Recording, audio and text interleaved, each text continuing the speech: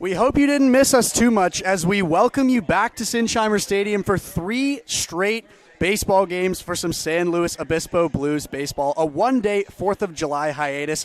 But we are back in the broadcast booth to brew up a fresh pot of baseball talk. I'm Mark Robinson, sitting alongside Nate Mills for today's pregame show for the visiting California Expos against our very own San Luis Obispo Blues. Nate, one day was too long. I'm so glad to be back already. Oh, it's very refreshing to be back in this press box, and on a hot day like this, it insulates the cold very well. So I'm also very thankful you're able to wear the quarter zip under the roof here. So that just kind of tells you the lucky situation we're in here at Sinsheimer. I wouldn't say I'm super comfortable in the quarter zip, in all honesty. I may or may not have not been caught up on laundry, but that's okay, you know. At the end of the day, we're dressed. We're ready to go. We're rocking the Blues, man. We're excited for yet another Blues game. I would think, being from Colorado, that you're just so used to wearing sleeves all the time. True. Although the summer does get underratedly hot there. Underratedly hot. It is a crisp, hot, average of dry 90, 95 degrees in Colorado. I must say, I like the slow summer weather a lot better. It is a lot calmer. Well, my app keeps saying that it's 90 degrees today, but Mark and I played a little round at Laguna Lake Golf Course, and the wind was either 800 or 900 miles per hour. And so it made it feel like it was in the upper 70s. Hence why we didn't play well. It's definitely the wind's fault. Yeah, and my clubs, too. I need new clubs for sure. Yeah. Nate Mills and I really adding to the stigma persona of a broadcaster, making sure we get our daily fix of golf in. The pipeline is inevitable every time with a broadcaster to Absolutely. golf, you know? Well, as much as I'd like to keep talking about golf, we do have a pregame show to talk about. We've got a lot to unpack for tonight's game against the California Expos. Before we talk about tonight's game, though, I want to rewind back a little bit and talk about the last 2 games against the Santa Barbara Foresters. The last time we had a pregame show was before our July 3rd game against the Foresters, our firework night, an awesome tradition for the Blues here at Sinsheimer Stadium. We were 1-3 against the Foresters on the season. We're in a little bit different of a spot now, and I think we should unpack a little bit of how we got there. So starting off with the July 3rd firework game, what a phenomenal game from the Blues that night. We had 2,400 fans here at Sinsheimer Stadium, just as we predicted, an over-capacity, packed house. I think this stadium houses, 1,700? 17 or 18, yeah. So we blew capacity out of the water for a phenomenal firework night. And what better way to have a firework night than with a Blues win as well. On the mound that night, we had Logan Groff pitching. Logan Groff had 7 innings pitched, 5 hits, 5 runs, 3 walks, and 8 bottles of hot sauce. You know what that means. 8 strikeouts for the right-hander from Fresno State. It was just an absolutely amazing game to watch. Nate, what were some of your biggest takeaways from July 3rd's game against the Santa Barbara? Yeah, and first and foremost, I want to thank the fans for showing out to Sinsheimer Stadium. I mean, the Blues just can't do it without the support of the San Luis Obispo community, and you guys certainly showed up today or a few days ago out at the ballpark, so we thank you for supporting the Blues and celebrating the United States birthday on July 3rd. So that's my first note. Second note, the Blues showed some resiliency against their rivals from down south, and I think that really came into fruition in that fateful 8th inning. There was also some timely pinch hitting, and really I think that was one of the bigger keys to the game. Ryan had co-players of the game in Max Lane and E.J. Royal, who came off the bench and both collected RBI singles to add 2 more runs to that Blues lead. They ended up winning 7-5 against Santa Barbara and the Foresters, snapping a 2-game losing streak and a kind of embarrassing loss against the Riptide the night prior, a 13-4 L against OC. But rattling off 2 wins in a row against the Foresters, some healthy signs for this Blues offense and really for this whole team. Absolutely. Definitely an amazing game. And, I mean, going back to just the packed house, what an awesome night for this stadium to be being packed. Like, those fans were so rowdy. It sounded like a professional, sporting environment. It was so loud. Everyone was getting so excited. it was a great environment. And it was so much fun calling that final strike 3 from Noah Ferguson, who came into pitch in relief for Marco Cipolla, who filled in for Logan Groff. He just came in for that 1 inning, got strike 3 swinging against Ryan Taman, the former Blue, returning to Sinsheimer. He got the swing and the miss, and the crowd went nuts. Yeah. We went nuts here in the press box. What was the exact call? Do you remember what you said? I just do my typical long, just swing and a miss. You know. I think I would have done something like the pitch. Strike 3 called. Put your seats back, get ready, because the fireworks are up next. Like something to just get the fans, because like the game was closed out. Like, what an awesome moment. Well, the Blues certainly made a boom on firework night, you know. A little play on words. There you go. All right, well, Nate did spoil a little bit of what we were going to talk about next, but it doesn't matter. We're going to talk about it anyways. July 4th, an away game in Santa Barbara, another matchup against the Central Coast rivals, another game against the Foresters. I actually had the opportunity to travel down to Eddie Matthews Field in Santa Barbara. Not something that I usually get to do, but it is in my intern contract to travel to at least one game. Santa Barbara is the most convenient. We kind of made a day out of it, a group of interns. It was a very, very fun time. And I was so grateful to get to see that specific away game. Before the game, I actually sat in the dugout and spoke with hitting coach Rene Regalado for what felt like hours. We were kind of talking about all sorts of random stuff, but I did ask him what he thought this team needed to do to snap this kind of stigma where they're going back and forth, losing against the Foresters, and tie up this series on the season. And he said the biggest thing they can do is start subbing players, get a cycle going, rotate people in and out, and grab consistency for the players that are rotating in and out of the game. And I think that's just exactly what they were able to do. Yeah, and I think playing summer ball as well, that's kind of what you're here for, right? You're on the bench, but you're getting at bats. You're essentially paying for at bats when you're on a summer ball team, and that's exactly the epitome that Rene Regalado had in pregame with you, Mark. It's just trying to rotate and all the guys into the game as much as possible. And the Blues have a lot of talent. I mean, there's some players that we haven't seen in a while. The first one that comes to mind, Bradley Navarro, hasn't seen the field in quite a bit, so I'd like to see him get out there soon. He's not in tonight's starting lineup for the Blues, but Rene Regalado is exactly right. I wouldn't be surprised if we saw some subs coming in later if the game was closer. Shoot, even if it wasn't close. Yeah, absolutely. We saw a great performance last night from Braden Mondew as well. It was actually his last game of the season as a Blue.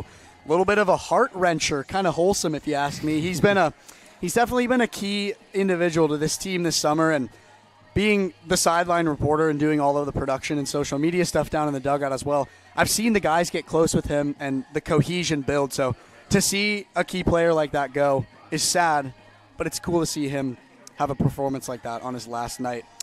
If you haven't caught on yet, we did take the win on July 4th in Santa Barbara against the Foresters. What was the score of the game? 9-4 victory. 9-4 victory. Absolutely amazing game from the Blues. I mean, it was just a dominant game overall. And a little interesting thing that I noticed about the game was it was one of the first games I saw where we didn't just have one big burst inning where we scored like 12 runs or whatever. We were consistently putting runs up from the first inning all the way up to the last frame of the game. And I think that's what really helped us, because the Foresters were playing good baseball, and so were we. But to be able to just consistently score runs over and over again was what I think really helped. You nailed it on the head. I mean, the Blues have been struggling with that. I've talked about it a few times on the broadcast, how they'll start off the game really hot and they'll throw up 3 runs in the first 3 innings. Then they'll kind of go quiet in the middle third, and then in the final third they'll blow up and throw up 5 or something like that, and then they'll win the game. And you nailed it on the head with the Foresters. They just kept chipping away. They'd get 1, 2, maybe throw in a 3 or something like that throughout the game. They only had 2 innings yesterday against Santa Barbara where they didn't score. And also every inning where they had a hit, they also put up at least 1 run against Santa Barbara. So that's huge for the Blues offense going forward.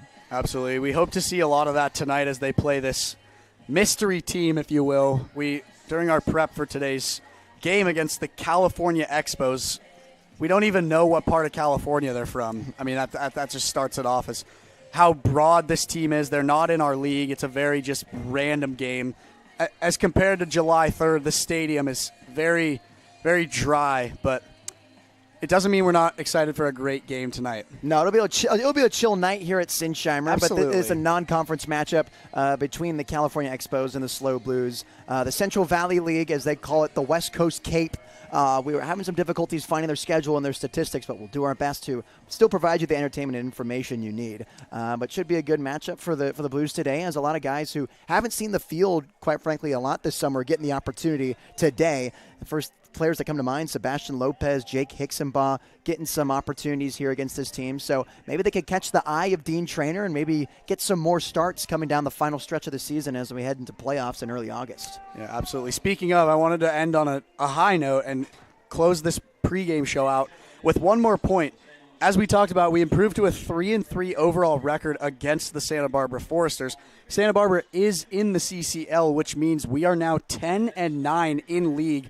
We are tied for second place on the north end of the California Collegiate League, which is a great sign as we're inching closer and closer to the postseason, where the Blues hope to get their first ever California Collegiate League championship. Yeah, they're starting to get some momentum at the right time, especially against a team that's second in the CCL South, which has just been an absolute dogfight all summer. So if you're able to rattle off a couple wins like that, you're in good shape. And the Blues have the opportunity after this game against the Expos today. They host the Arroyo Seco Saints for 2 days in a row, a 4 p.m. start on Saturday and a 2 p.m. start on Sunday. So some more CCL South action. Arroyo Seco is currently out of the playoff picture in the CCL South. Just south of it, though, 3 games behind first of the Conejo Oaks and 1 game behind the OC Riptide, which has that final playoff spot in third place in the CCL South. So we'll see what the Blues can do coming down the stretch here. They've got a couple games. They got a game at Conejo Oaks and a few against the Legends before a 4-day break. So we'll see what the Blues can do heading into August. Yes, absolutely. I had to cut the camera there real quick. A very young girl just threw out the first pitch. Very wholesome moment here at Sinsheimer. We weren't able to give you the play-by-play on it, but I thought I'd show the viewers a little bit of wholesome content. Cool moment here as we get ready for first pitch in about 5 minutes here at Sinsheimer Stadium. Mark, as always, thank you for joining me in the broadcast booth for our pregame show. For Mark Robinson, I'm Nate Mills on the Slow Blue Streaming Network.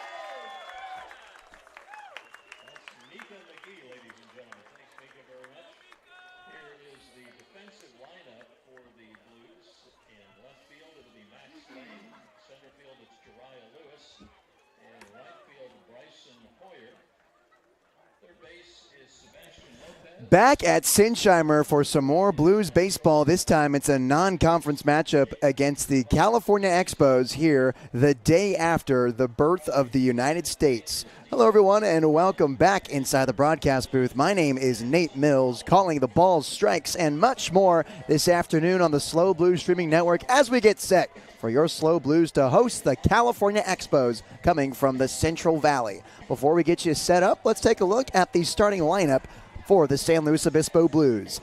Behind the dish, it's Nico Button, Zach Tarman over at first base, Jake Hicksonbaugh getting the start at second, Sebastian Lopez at third, and Brendan Comerford getting the nod for the first time at shortstop this summer. Here's the outfield left to right, Max Lane, Jariah Lewis, and Hoyer out in right field. That's the first time he's starting in right today. A different look for Dean Trainer's lineup as we face the California Expos. Here's the lineup 1 through 9 for the Expos. Caleb Latimer leads it off. Then it's Jonathan Callison, Caden Munster batting third. Hunter Jansen cleaning it up with Justice Laughlin batting fifth. Nick Almanza sixth. Isaac Mandujano seventh. Oren Hirschkorn Jr. batting eighth. And rounding it out in the 9th spot, it's Chisholm Deemers.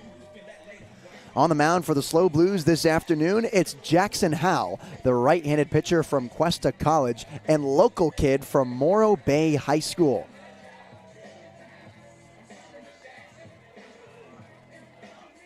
Blues this afternoon wearing their vibrant yellow tops.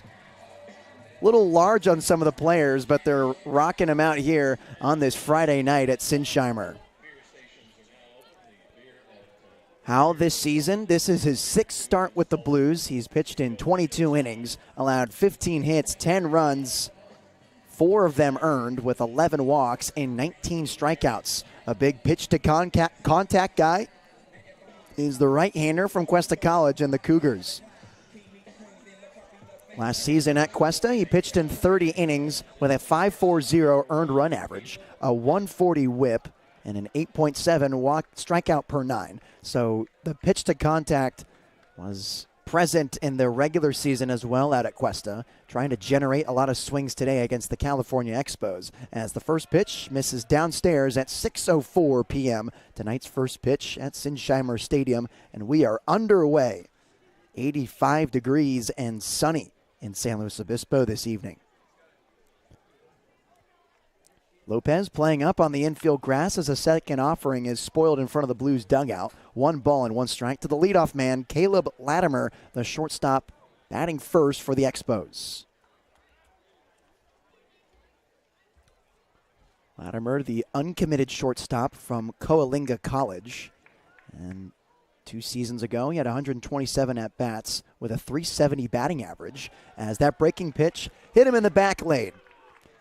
Leadoff base runner for the Expos, and it comes from the hit-by pitch from Jackson Howe. And I think in today's ball game, that's going to have to be the key to some clean baseball is strikes from both sides. Expos making the trip all the way from the Central Valley to the Central Coast to play at Sinsheimer. As there's a runner on first now, and Caleb Latimer, who was just hit by pitch from Jackson Howe. It's the first batter he's faced today. As he takes a huge secondary lead over at first base, Jonathan Callison spoils it down the first base line. Second baseman batting second for the Expos today.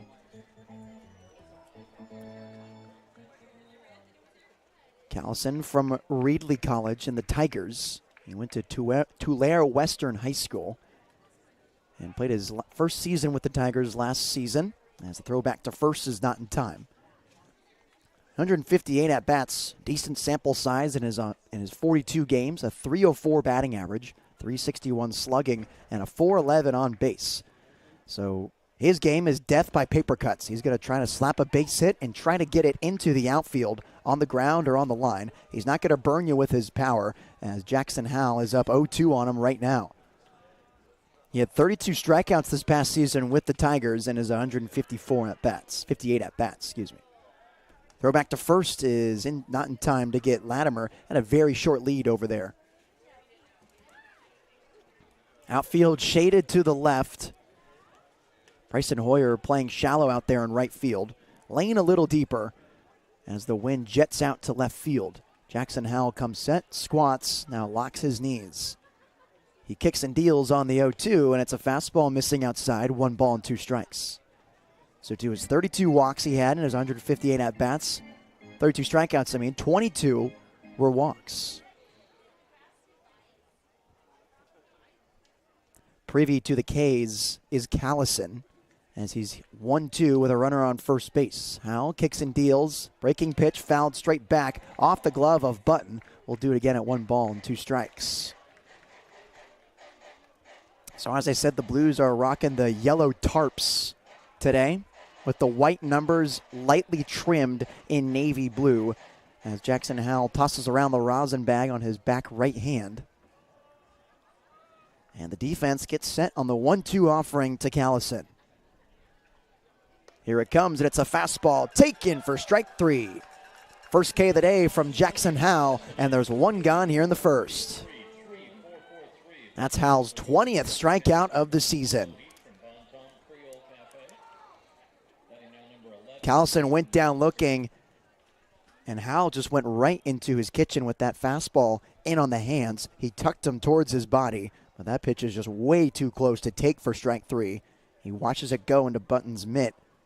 As taken off towards second base is Latimer. This one's hit into the air in right field. Hoyer circles it, makes the grab as Latimer scampers back to first. 2 outs here in the inning.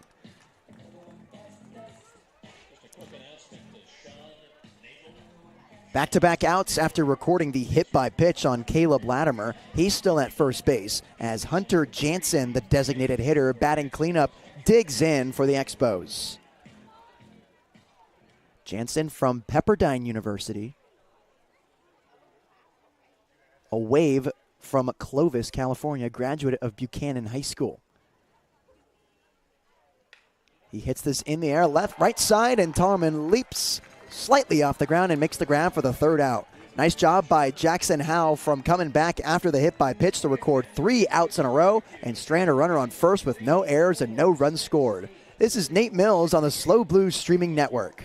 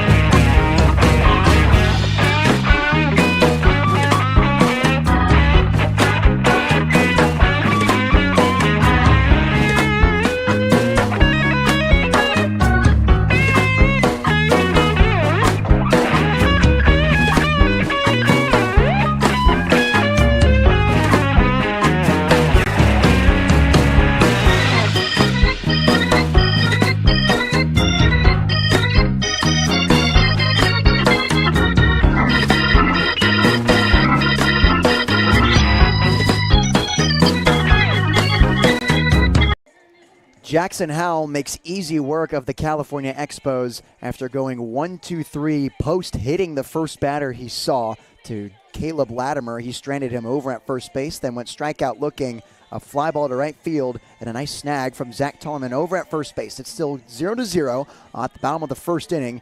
As let's take a look at the defensive alignments for the California Expos. Demers is behind the dish, Laughlin over at first, Callison at second, Mandujo at third, Latimer at short. In the outfield left to right is Almanza, Hirschkorn Jr., and Munster, with Jansen doing the designated hitting and A.J. Cox on the mound. for the California Expos. Cox is a road runner from CSU Bakersfield, has seen very limited action with the Roadrunners, as last year was his first season. Too small of a sample size to really draw any conclusions, but he certainly has the frame out there on the hill.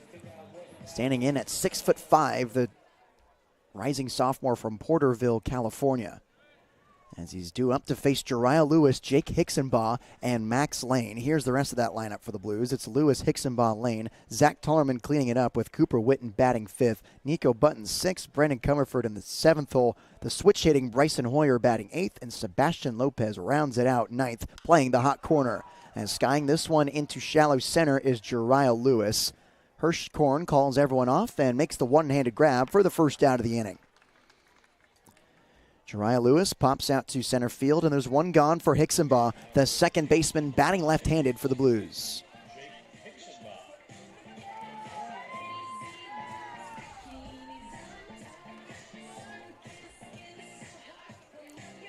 Hicksonbaugh this season, this is his 12th start with the Blues. He has 40 at-bats, 9 hits in those at-bats for a .225 batting average, as he takes a look at ball one upstairs. 14 stolen bases, that leads the team. 4 runs batted in. Right-hander comes set, kicks and deals as that fastball misses downstairs. 2 balls and no strikes to Hicksonbaugh. Jake getting an opportunity and a start today against the non-conference Expos. As 2-0 comes home, and he skies it, playable in the infield. Taking off his hat is Mandujo, the third baseman, but he gets called off by Latimer in foul ground. No one touches it. They collide. Everyone seems to be okay as the ball comes back to the pitcher. And it looks like Mandujo was committed to that ball right off the bat. He threw off his hat right away. That's a strategy I've never seen before from a field player, especially considering the sun is in the eyes of everyone to the left side of second base. He's not even wearing sunglasses either, but was committed to the ball nonetheless, had it tracked in all the way. Latimer had to make the longer run in foul territory. He called him off. They collided, and no one was able to catch it. So another life for Jake Hicksonbaugh in a 2-1 count against the outfielder from Monterey Peninsula, who's starting at second base today, as he takes a look at strike 2 on the outside corner. So all of a sudden, what was starting out a hitter's count, a 2-0 count, has suddenly become even now against A.J. Cox in the first inning. Strides and shoots, and Hicksonbaugh hits it on the ground left side. Mandujo's got it. A few shuffles over to first in time to retire the lefty. 2 gone here in the first inning, and now it's the Harvard Crimson Max Lane stepping up for the Blues. Left fielder batting third for the Blues this afternoon. After getting the start yesterday, he batted 5th for San Luis Obispo and collected an RBI single in the top of the 9th inning in their 9-4 win over the Foresters. And man, the Blues really needed that one. After a 2-game losing streak, including a 13-4 loss to the Riptide, they were able to rattle off a couple of wins against the Foresters, and Max was a key contributor in both of those. An RBI single in the 9th inning for both of those games against Santa Barbara, as he takes a look at strike 1 down the middle, no balls and 1 strike. So accompanied with that RBI single yesterday, he also struck out, walked, reached on a fielder's choice, and had an RBI single to third base hit at DiMaggio. That scored Casey Borba after his 2 RBI triple in the first. And that was another refreshing sight to see for the Blues offense, striking early against a team that, frankly, is the most talented in the CCL, as he shoots a base hit through the right side. Max Lane gets going early off the single with 2 outs in the first inning. So a 2-out base runner for the Blues, and now Zach Tollerman playing first base today has the opportunity to keep this inning alive. Tollerman been fighting for reps over there at first base ever since Casey Borba filled in that spot. Last time he got a start, it was against that 13-4 loss against the OC Riptide. He went 1 for 3 that evening. He started off the day in the second inning with a single and eventually came around to score there. Also popped out to short, walked, and flew out to center field as Demers blocks that one in front, but Max Lane got a nice read on the dirt ball, and he takes off into second base with ease. A stolen bag for Max Lane, the Harvard Crimson, and that's his second of the year. A bit ironic considering how fast he is, not just on the base paths but in the outfield. It's tangible with his lengthy strides roaming around every part of the diamond that he certainly has the speed to compete at the Division I level. Aggressive secondary over at second, as leaving that one upstairs is Zach Tollerman for ball 2. Hitters count to the first baseman committed to San Jose State University. He committed before Game 2 against the Walnut Creek Crawdads up in Northern California. Rocking off second base is Lane. Now he shuffles halfway towards third. He takes off towards the bag. Feet first slide is in there in time. 2 stolen bases for Max Lane, and the first run of the day 90 feet away for Zach Tollerman. And I mean, Lane was basically at the bag on his secondary league, shuffling his feet and kicking up all that dust. I'm surprised A.J. Cox didn't step off the rubber. It was an easy bag for Max Lane. That's his third of the year. Tollerman looks at that off speed in there for strike 1. That's not a pitch you really want in a 3-0 count. Understandable why he left that out in the zone. It was a breaking ball that nudged the outer half. So he's now in a 3-1 count with a runner at third base. 2 outs. He taps this one up the middle. Slow roller to Callison at second. He can't glove it, and the run comes in to score. Zach Tollerman thinking about second base, but he trips at first. An RBI single in the infield for Tollerman. They'll chalk it up as a base hit after 2 middle infielders couldn't glove it. 1-0 San Luis Obispo. Back-to-back hits for the Blues, and they're on the board against the California Expos here in the first inning. So now it's Cooper Witten, the designated hitter from the University of Washington, has showcased his power within the past week.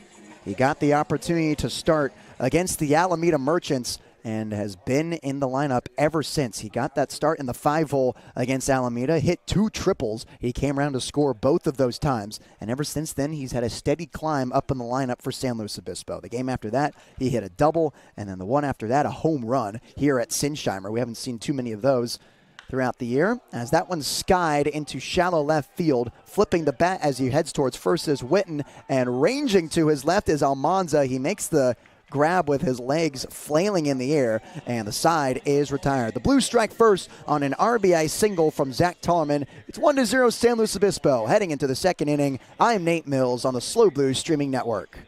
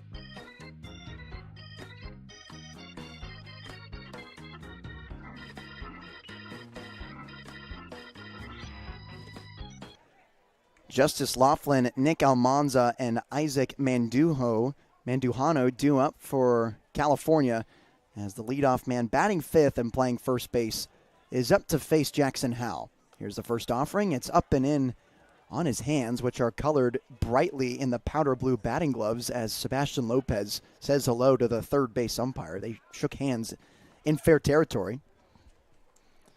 The powder blue Bruce Bolt batting gloves, and I've said it once, I'll say it again. Blue on blue looks good. Sebastian gets an easy hop over to him at the hot corner, throw over to Tollerman. The 6'4" first baseman grabs it before hitting the fence in front of the bullpen. That's the first out of the inning. So one gone here in the second, and now it's Nick Almanza, the left fielder, batting left-handed for California, batting sixth this afternoon.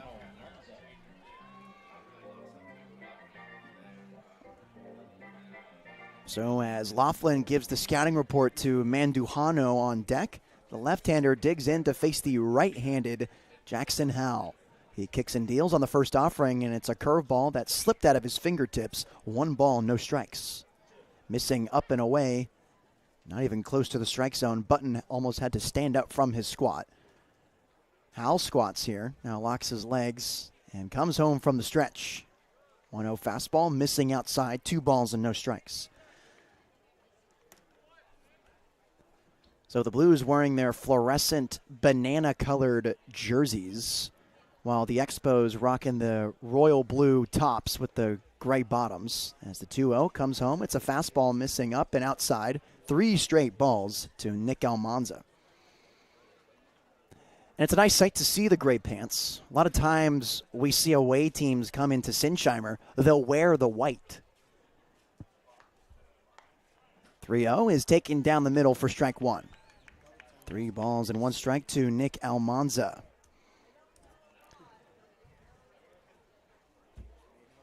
Almanza, he can fly, man. A 6.44 60-yard dash as he hits this one high in the air to right center field. Jariah Lewis ranging to his left, makes the one-handed grab, and there's 2 outs here in the second inning.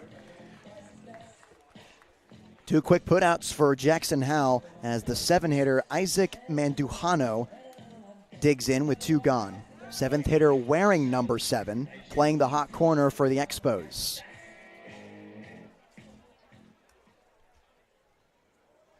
Mandujano, the right-hander, facing the right-handed Jackson Howell.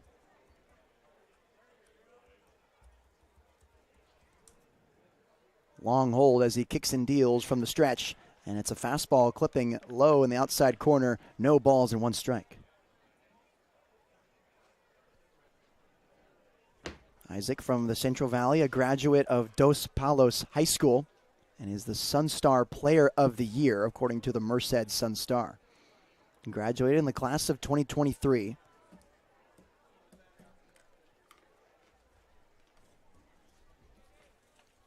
And he awaits the 3rd offering from Jackson Howell.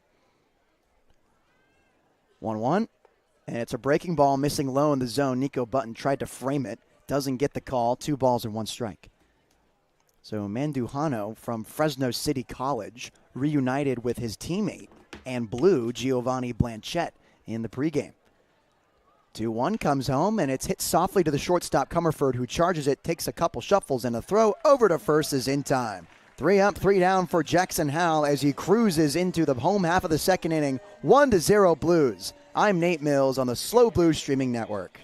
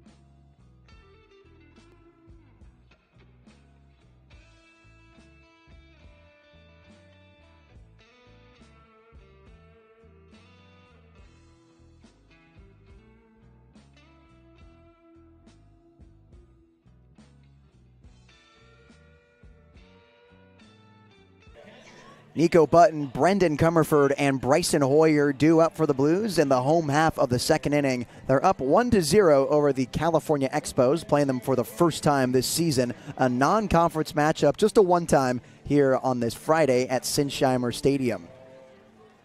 Beautiful afternoon in San Luis Obispo. Got up to 90 degrees today.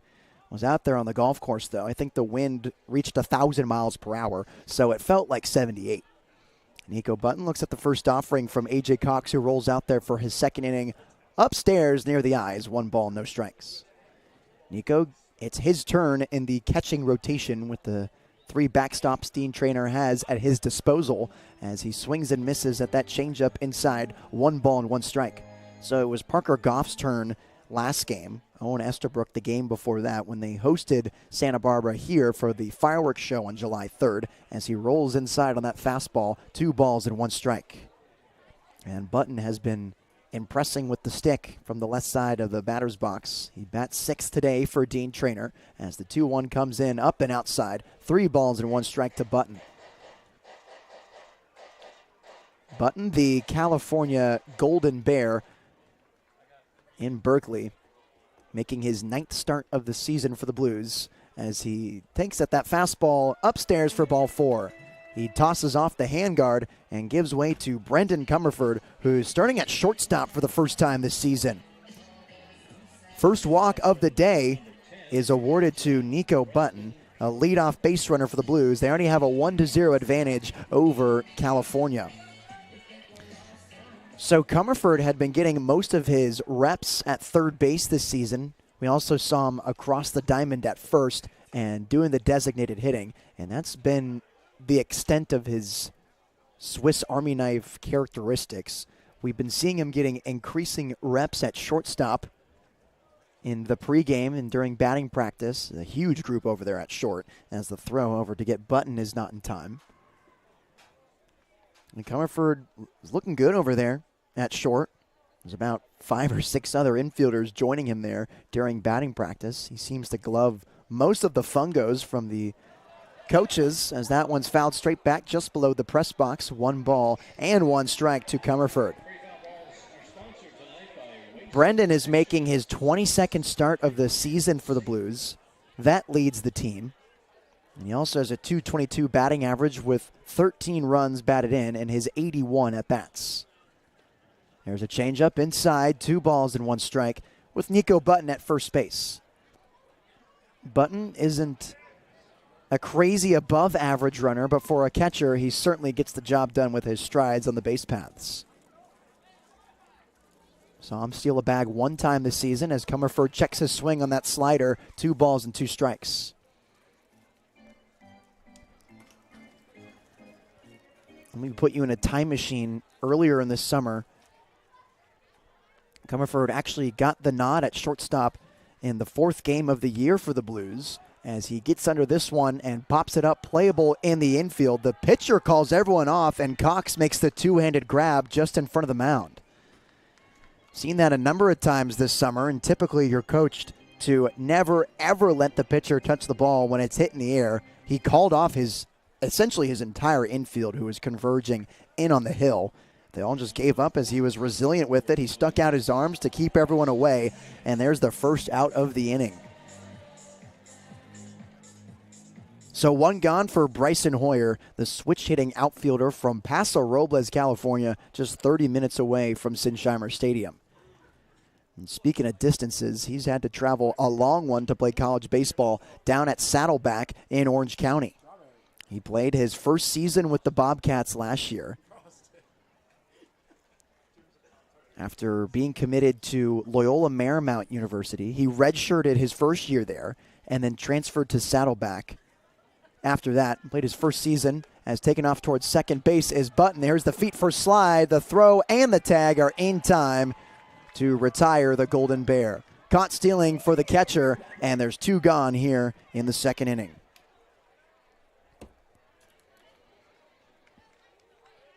Nico didn't get a great jump heading towards second base. He had his feet stuck in the sand a little bit.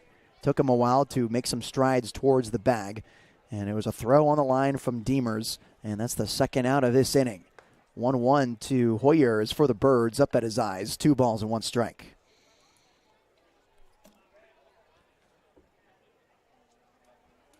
Hoyer currently has a brother at Paso Robles High School, pitching, entering his senior season as he checks his swing on that breaking stuff inside. 2 balls and 2 strikes.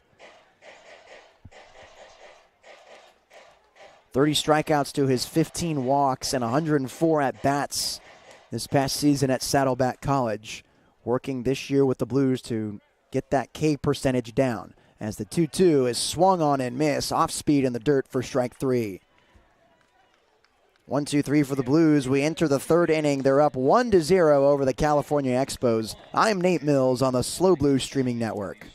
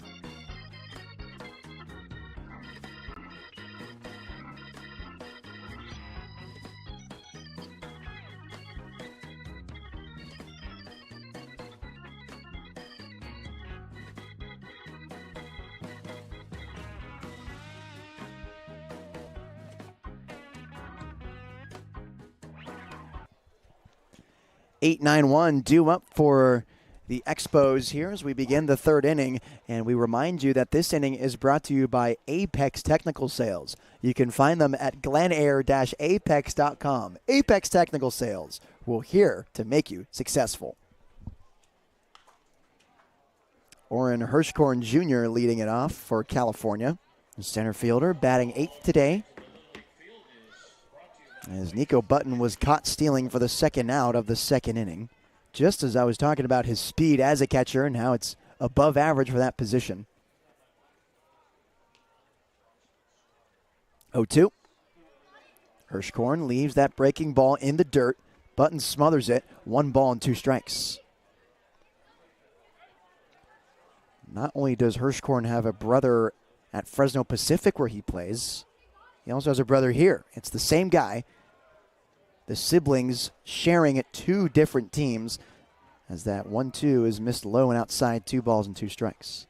The Hirschkorn brothers. Colin is a pitcher for the Expos and Fresno Pacific. And Hirschkorn's an outfielder for both teams as well. 2-2 is tapped behind. Button gets to the backstop. We'll do it again at 2 balls and 2 strikes.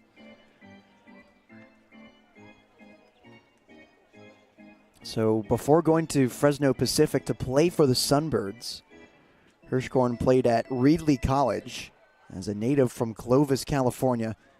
The Central Valley connection is strong with this team. 2-2 comes home from Hal as this one's chopped back into the backstop again. We'll do it again at 2 balls and 2 strikes.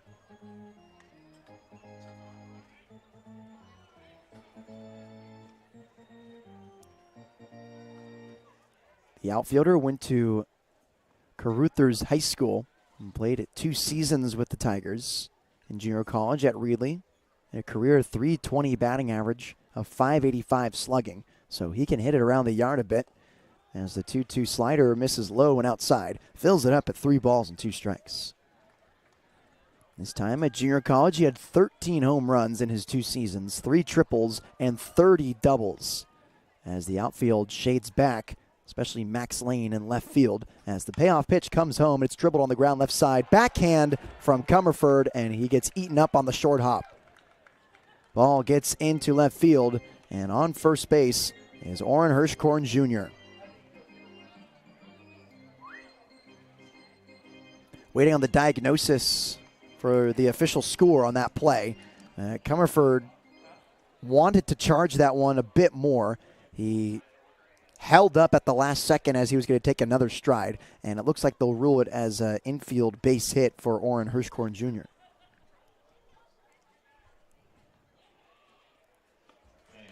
It's originally listed as a hit. They change it to an error on the scoreboard. As now the 9-hole hitter Chisholm Demers, the catcher, now up with a runner on first base. Short lead at first for Hirschkorn, as Demers holds up his cut on that fastball that clips the outside corner. No balls and 2 strikes. Demers rocking the cherry barrel on his dovetail bat with the green grip. Merry Christmas. Pick to first is not in time to get Hirschkorn Jr. It's just glistening in the sun there. The color scheme not matching the team. However, Demers does go to Dordt University. He's a catcher there as well. As that off speed just misses inside. 1 ball and 2 strikes. Demers adjusts from the top of his helmet, his flowy, sandy blonde hair leaking out the back as he digs back in on the 1-2 count and a runner on first. Corners playing in. Zach Tarman holding on Hirschkorn at first base. Slider missing in the dirt. Good stop from Button as retreating back to the bag is the runner at first and Orrin Hirschkorn. 2 balls and 2 strikes.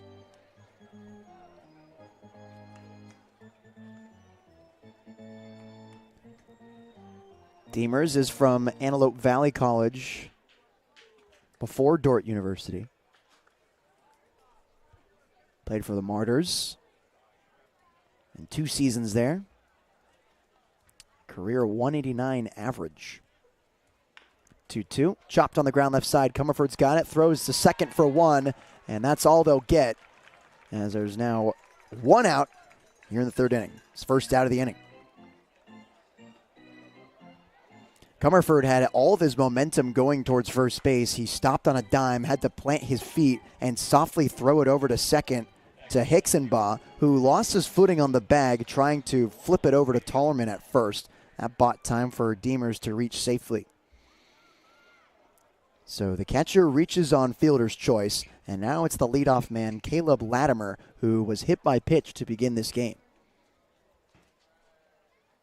Left-hander looks at the first offering, up then outside. 1 ball, no strikes. The uncommitted shortstop from Coalinga College, looking to find a new home. 1-0. It's a fastball in there for a strike.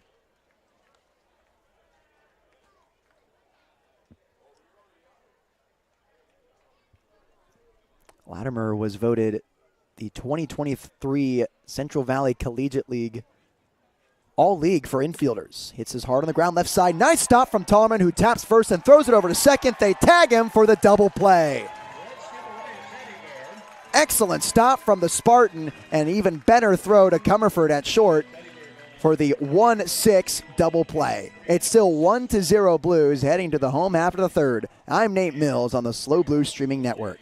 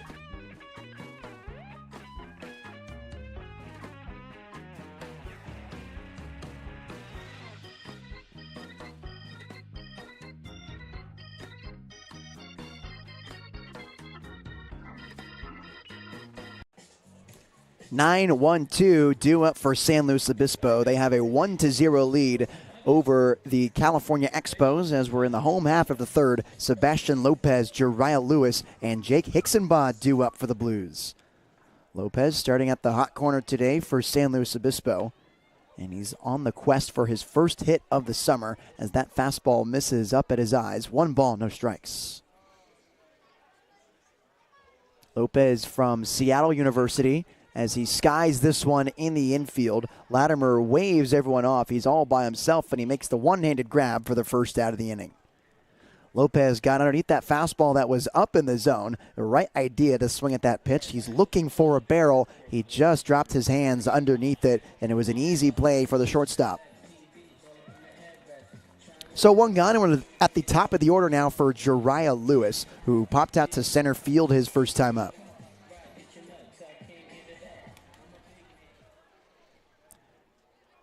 Lewis yesterday had the night off on 4th of July against the Santa Barbara Foresters, but he started against SB on the firework game hosted at Sinsheimer on July 3rd. He bats second there. Went hitless that afternoon. Walk, grounder back to the pitcher, and a strikeout looking. Lewis looks at the second offering upstairs, 2 balls and no strikes. Jariah this season batting a .213 average, with 6 runs batted in, 13 hits in his 61 at-bats. 2-0, nudging the outside corner, 2 balls and 1 strike.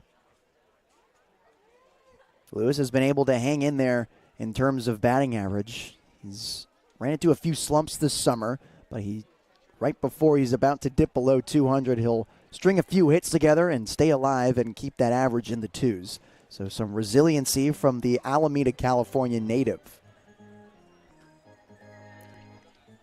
He made his homecoming against the Walnut Creek Crawdads. That's not too far from his house just a few days ago, his hometown of Alameda.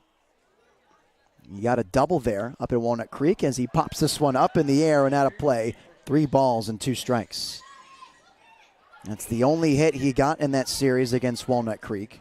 He also stole third base with 2 outs in the first inning.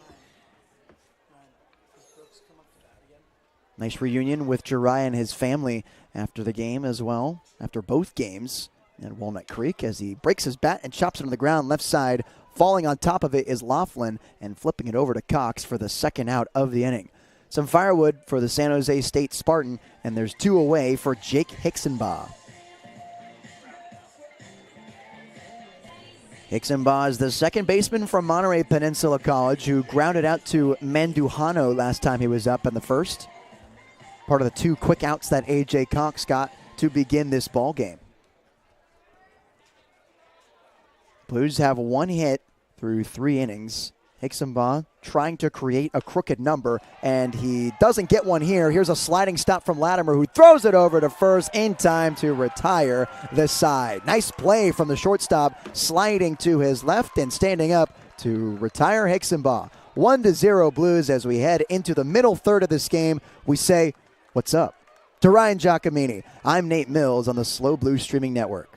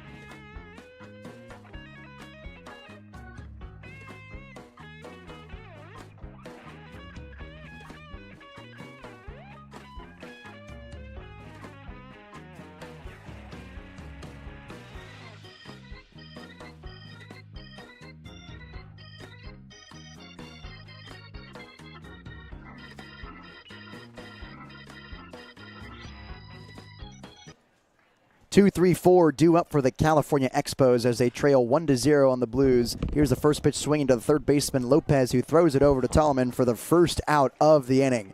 One pitch, one out for Jackson Howell, as my color commentator Ryan Giacomini joins me in the broadcast booth. Ryan, what are you seeing in this game so far? It's pacing a bit. It is pacing for sure. What I'm seeing is dominance and efficiency from Jackson Howell. He's only given up 2 base runners to this point on a hit by pitch and an error, no hits and no walks. He's doing a really good job at getting outs and getting them in a hurry. Yeah, he started off the game with the hit by pitch and has corrected it ever since. 3 straight outs after that, and then a 1-2-3 inning in the second. He got that 1-3 double play in the third to get out of that situation as well. So he continues it here with a first pitch first down and an easy play for Lopez over at third, as there's ball 2 to the 3-hole hitter Caden Munster, the right fielder, batting left-handed.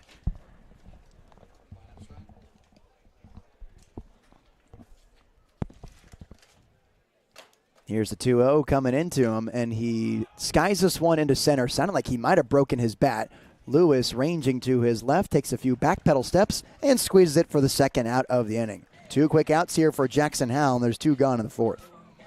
More soft contact induced by Howell, and in the third pitch of that at-bat, doing a good job working quickly, like I just mentioned, getting that soft contact, letting the defense work.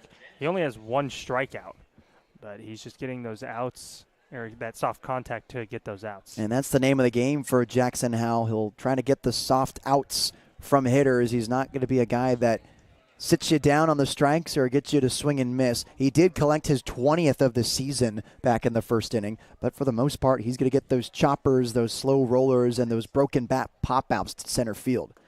Here's a check swing on the curveball. They appeal over to first, and he didn't go around. Not sure about that one. Very, very close in that 50-50 gray area. Howell doesn't get the call. He'll work through it, though. 1-1, and it just evens up.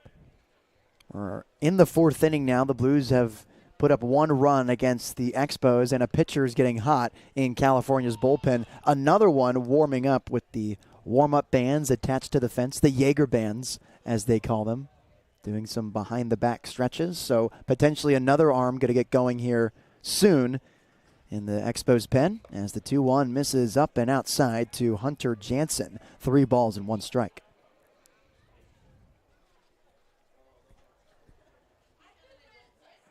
Right side of the infield shifting towards the foul line in right, as the 3-1 comes home from Howell, and it's a fastball in there for strike 2. Jackson Howell might have gotten a call on the fastball that clipped the top left corner from the catcher's perspective. Payoff pitch from Jackson coming to Jansen. Curveball, swing and a miss, strike 3. 3 up, 3 down for Jackson Howell as he walks back into the dugout, and we head to the home half of the fourth. Blues still up 1-0 over the California Expos. For Ryan Giacomini, I'm Nate Mills on the Slow Blues Streaming Network.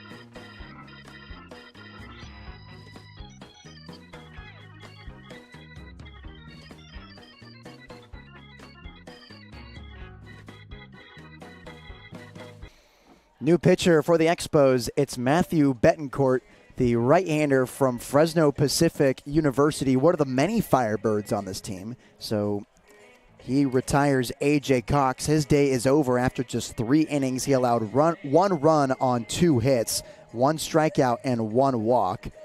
And the Blues have the lead 1-0 in the middle third of this ball game. Max Lane, Zach Tollerman, and Cooper Witten due up to face the new right-hander as that first pitch skips in the dirt in front of Max Lane. The left fielder batting third. 1 ball, no strikes. The only Blue first time through the order to record a hit, Max Lane. Stole 2 bags as well. Stole more bags today than the rest of the season. He had 1 entering today's game and 2 when he reached base on that single. He stole second, then he stole third. He was basically halfway towards the bag when he did it. Soft pop out to shallow right center as Munster calls off Hirschkorn, and there's the first out of the inning. Jam job there from the new pitcher, Betancourt. Got Max Lane to hack at it. Just a soft pop-up. And we were just talking about the soft contact that Jackson Howell has been putting on these Expo hitters, but you take a look at the Blues, and they haven't been hitting the ball all that hard today either, especially after yesterday's game against Santa Barbara. They were hitting it all around the yard, just spraying it, not necessarily for extra bases, but just tacking on hits in every inning. The Blues only have 1 today, and it was back in the first. So a completely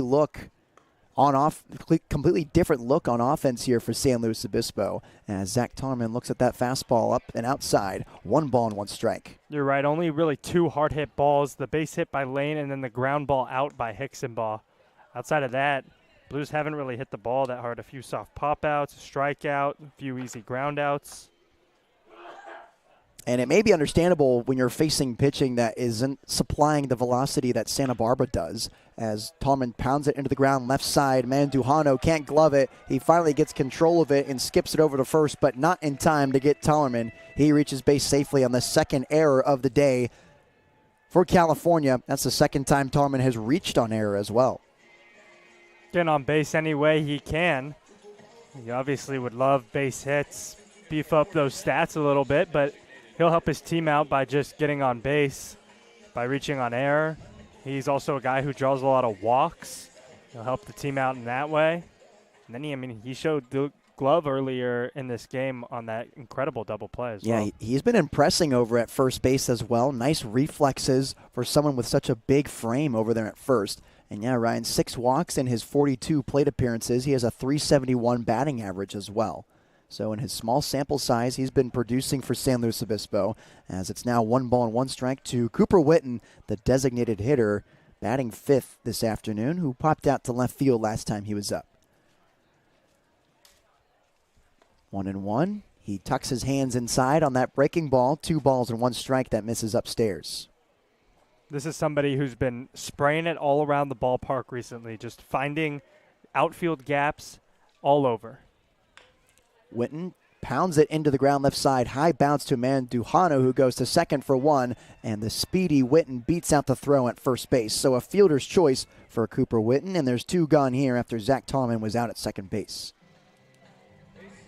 Tollerman, a guy with many tools, but speed might be his best tool in his bag. Little plays like that where you can just beat out what should be a pretty routine double play ball. Instead, it's just 1 out.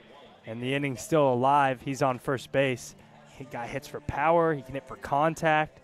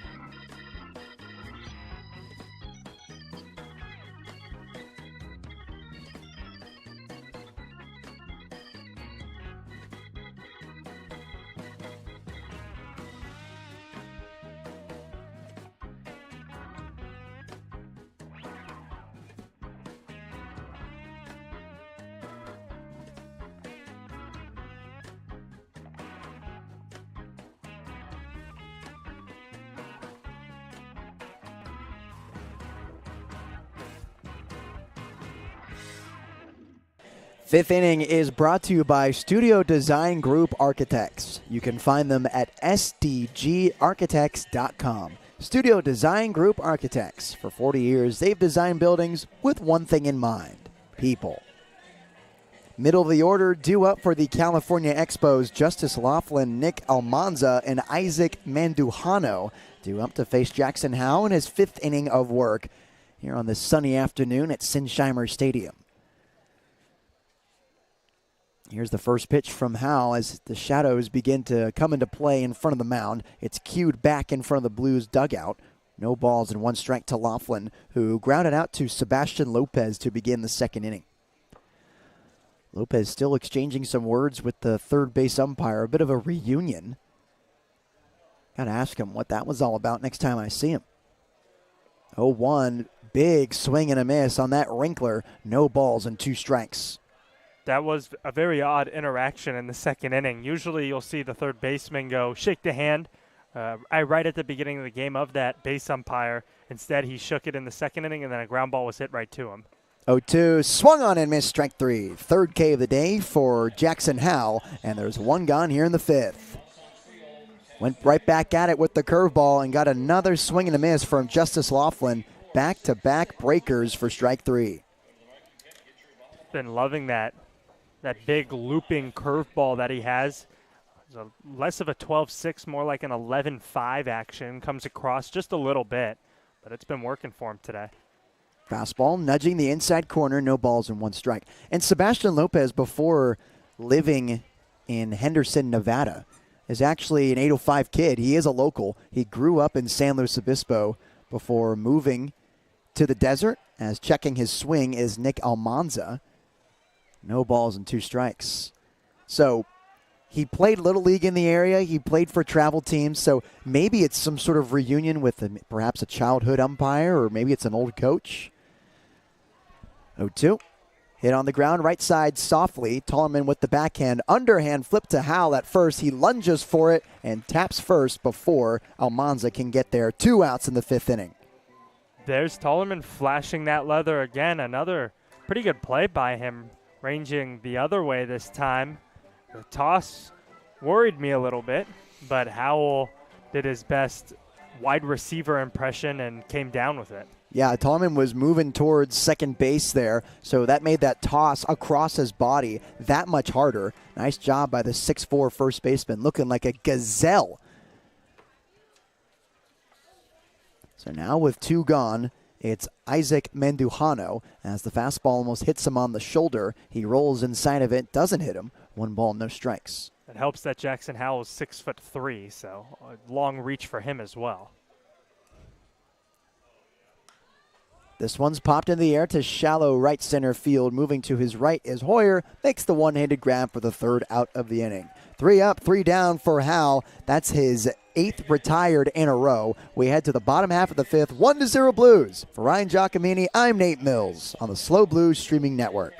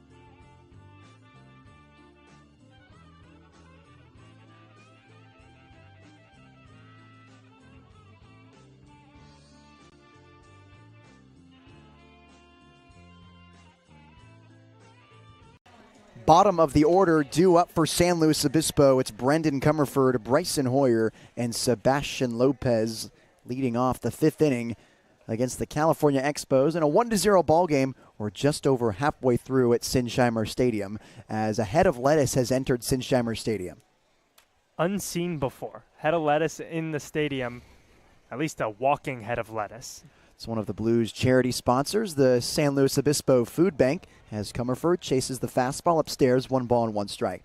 I never thought I'd see a mascot other than Bluebell, the cow in blue with the nose ring and everything, roaming around Sinsheimer as Comerford hits this hard into the left center gap, and no one's going to get there. He one-hops the wall as he chugs into second base, looking for third, but he'll stop there. A leadoff double for the Renegade. Really good swing. Jumped off the bat of Brendan Comerford at 94 miles an hour. I could tell he really wanted to stretch that into 3 bags, but it was at the cutoff by the time he made it to second, and a good decision to stay right where he is. Extra bases for the man who leads the team in doubles. That's his 8th of the year, increasing his lead over E.J. Royal, who has 6th. That's also his 19th hit of the season with San Luis Obispo. And that is Comerford's alley. He just loves beating that left center gap in the outfield. Just lives there, not just in batting practice, but in the game as well. And not only did he hit it in the gap, he hit it over their heads. None of the outfielders, the left fielder Almanza or Hirschkorn Jr., had a chance at getting after that ball. It was just towering in the air for such a long time, and the distance as well. Very good piece of hitting. So a runner at second base for Bryson Hoyer as the ball gets underneath Demers, and Comerford takes off towards third base. Nice base running from Brendan Comerford. He saw the dirt ball read, and he took off towards the bag. Comerford, not someone with a ton of speed, but he does have 6 stolen bases. He's just really good at reading the dirt ball. Once he sees it squirt past the catcher, he just decides to go. Catcher now is Serta.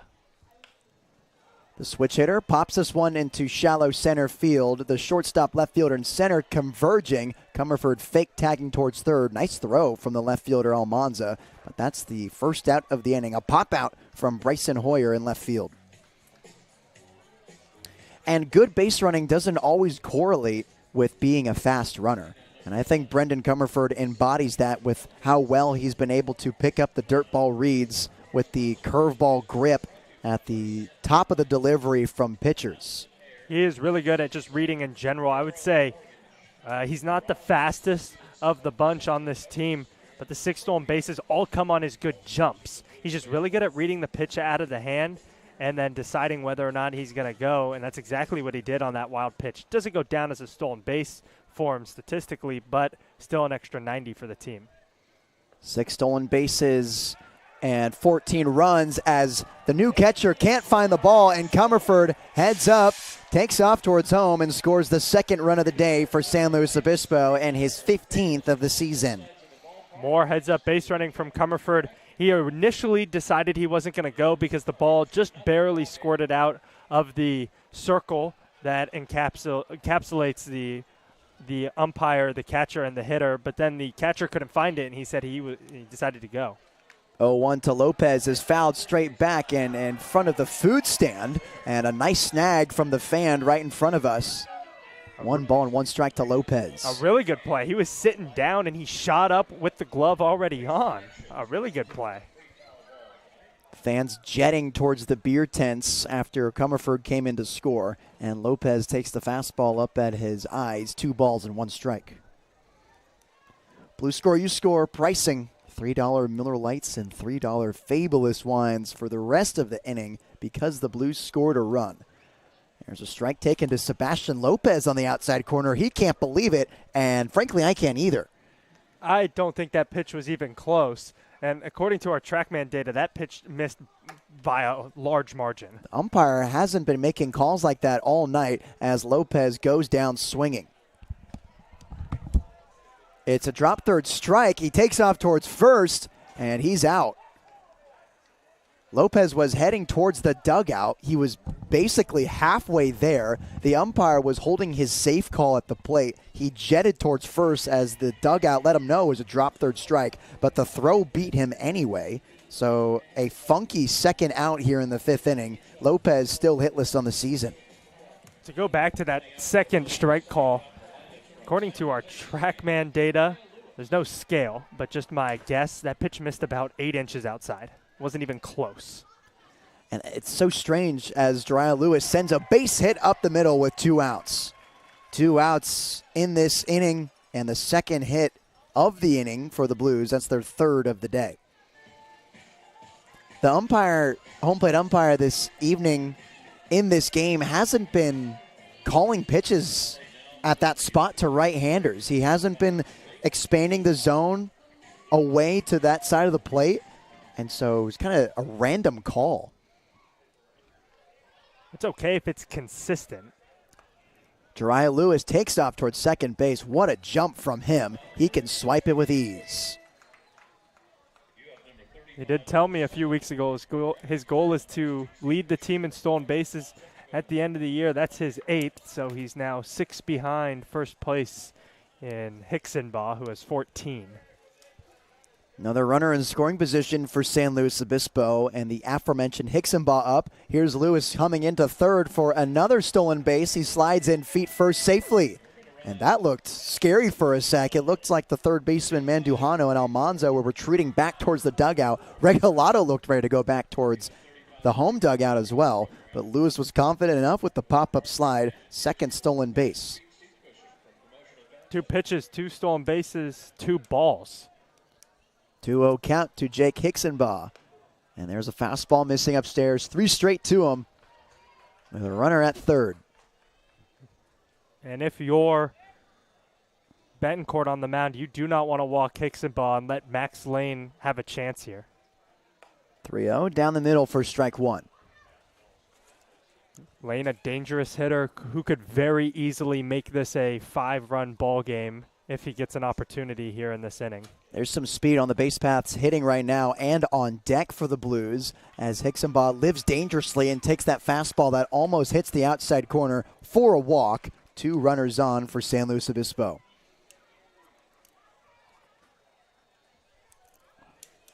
So now a discussion at the mound with assistant coach Trevor Hawk up on the hill with his right-hander Betancourt. Max Lane due up. He takes a few practice hacks with Zach Tellerman on deck. And it looks like there's actually going to be a new pitcher for California. The roster is not all that expansive. Can't help but wonder how many pitchers they have at their disposal. So Betancourt's day is done, and there's a new noodle coming in for California. We'll introduce you to him after this. I'm Nate Mills and Ryan Giacomini on the Slow Blues streaming network.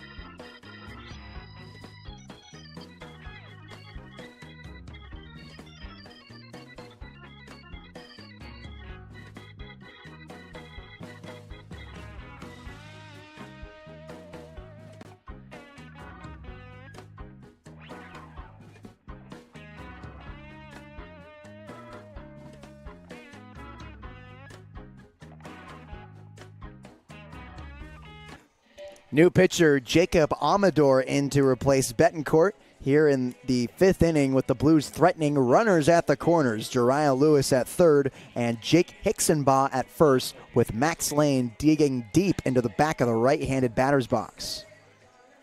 He'll be pitching to the new catcher. It's Justin Serta. He's been catching this entire inning, but we just got that number checked.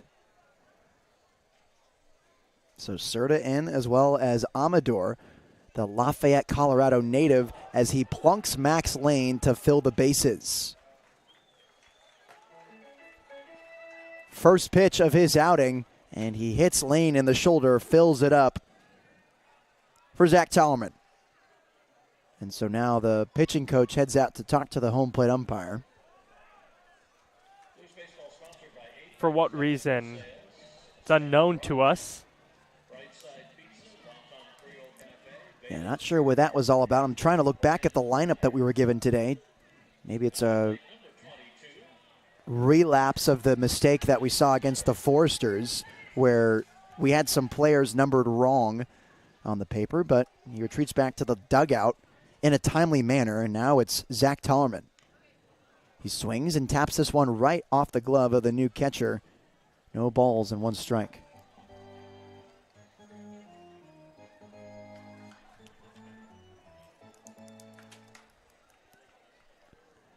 Bases loaded for ZT, who's reached on error 2 times today. Here's the 0-1. Inside, he almost hits his forearm with it.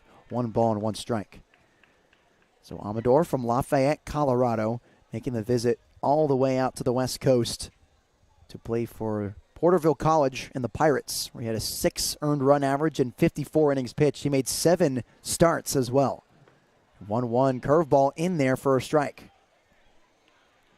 Kind of interesting that Serta is coming into this game so early. He's the only other catcher listed on the roster other than Demers, who's now out of the game. So if something were to happen to Serta, be interesting to see what this Expos team does. 1-2 changeup, misses inside near the shins of Zach Tallerman. 2 balls and 2 strikes. And certainly I've seen situations where other positions pitch or play other parts of the infield, but rarely have I seen them come in to play catcher.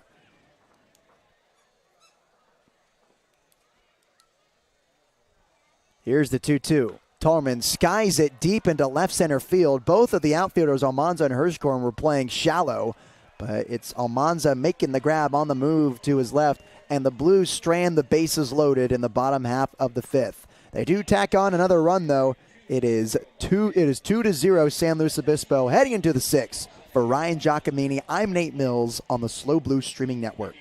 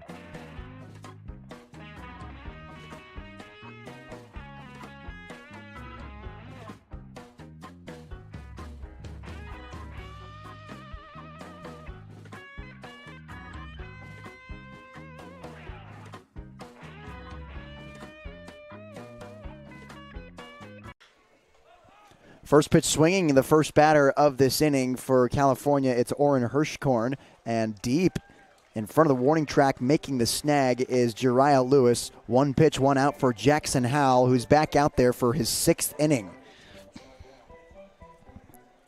And so Ryan, when the past inning in the 5th, where Tollerman made that underhand toss across his body at first base, and Howell was there at first to make the snag, lunging out to get the baseball.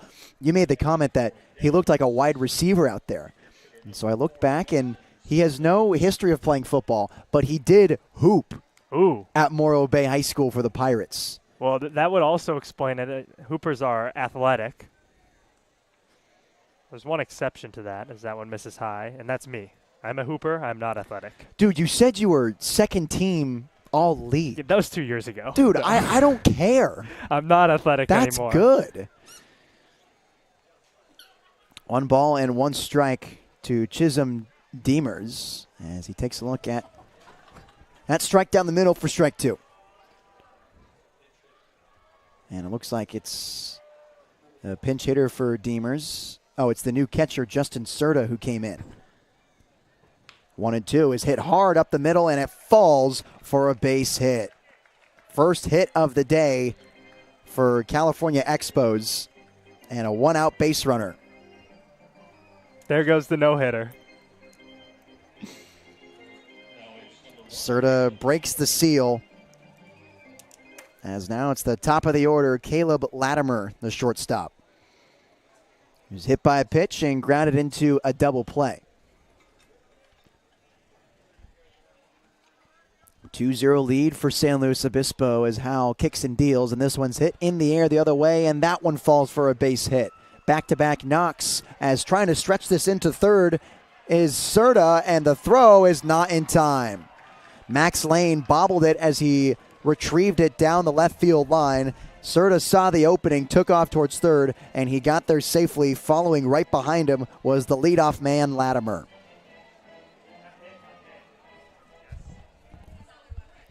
A hit and an error for Latimer. All of a sudden, the Expos are in business here with 2 on and nobody out as a lefty gets loose in the Blues bullpen, and it's Omar Reynoso. The Bulldog from College of San Mateo getting hot as Jackson Howell in some hot water right now.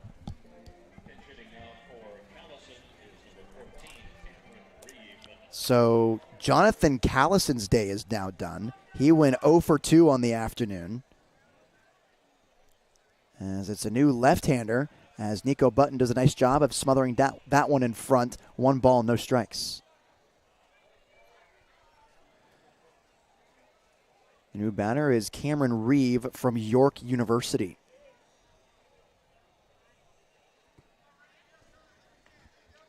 Runners on second and third, and Reeve sends this one into center field. Lewis took a few steps in, now has to go back. Tagging from third and heading towards home is Serta. They'll go to third with it. Lopez keeps it in front, but Latimer is there safely. First run of the day for the California Expos. It's 2-1 San Luis Obispo. Really good at bat from Cameron Reeve, coming off the bench, doing exactly what he was supposed to do, hit a deep fly ball, let that run score, and all of a sudden the Expos have cut the lead in half. Can't explain why Jonathan Callison's day is done. We're just over halfway through this game, and he was 0 for 2, a grounder to third, and a strikeout looking. Didn't appear to have any injuries over at second base. But nonetheless, it's still Reeve coming in to fill his shoes as the tying run is 90 feet away, and Caden Munster up. Munster flew out to right and flew out to center in both of his at-bats today. Has the chance to tie the game here in the top half of the 6th. Munster swings and over the head of Hicksonbaugh. Tying the game at home is Latimer with the RBI single from Caden Munster. Just like that, the Expos grabbed those 2 runs right back, and now the Blues leaving the bases loaded hurts a little bit more now. It's a tie ball game. You had a chance to really break this game open and leave the Expos in the dust. Instead, it's a tie ball game. That was a Gouda swing from Munster as he sends that cheese into shallow right center. And now it's a tie ball game. I don't know how to feel about that, Nate. Kerbang.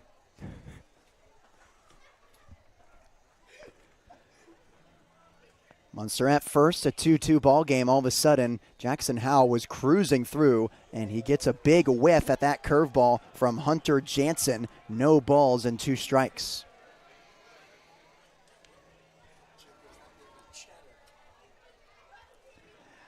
Oh, and 2 as Howell strides and shoots. Another off speed, just missing outside. 1 ball and 2 strikes.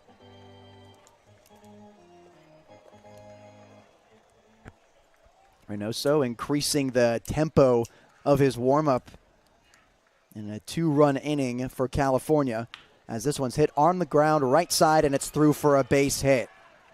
Heading into second base is Munster, and Jansen is aboard with a 2-out knock. That's the 4th hit of this inning. Reynoso's bullpen has actually now come to a halt as he still takes his glove off, actually. But out comes Dean Traynor. Traynor heading to the mound. Tollerman follows. And now the entire infield will converge. Reynoso still getting warmed up in the rare Dean Traynor mound visit where he just tries to hype up the pitcher.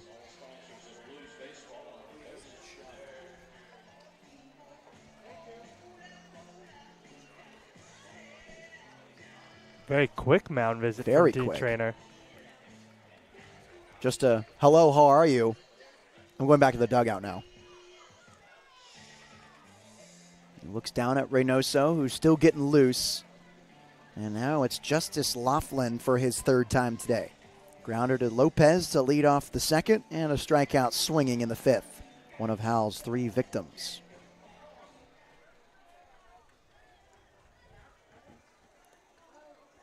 Game time tied at 2. The go-ahead run at second base, and Laughlin, the first baseman, batting 5th up at the dish, and he takes a look at strike 1.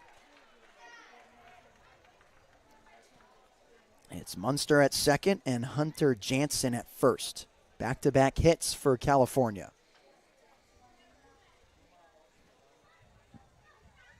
0-1 from Howell.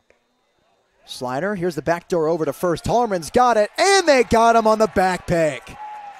Nice throw from Nico Button and a better tag from Zach Tollerman. The game is tied, though, 2-2, heading into the home half of the 6th inning. For Ryan Giacomini, I'm Nate Mills on the Slow Blue Streaming Network.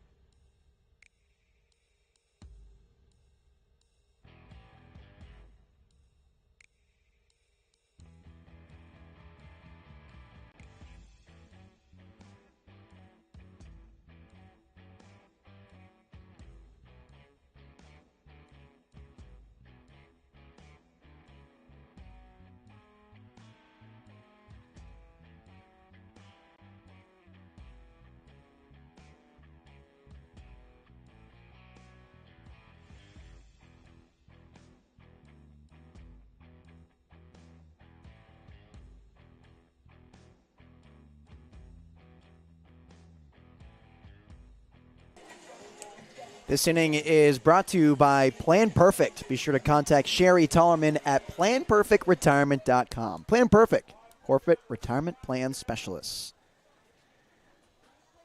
Leading off, it's Cooper Witten for the SLO Blues in what all of a sudden has become a tied ball game. A blow-up inning for the Expos. They got 2 runs on 4 hits after Howell entered that frame hitless. 4 singles and a sacrifice fly brought across 2 runs and tied up this ball game. As this one skied deep into center field. The center fielder Hirschkorn going back on it and makes the grab shy of the warning track. 1 gone here in the 6th. Good barrel by Witten. Didn't quite grab all of it.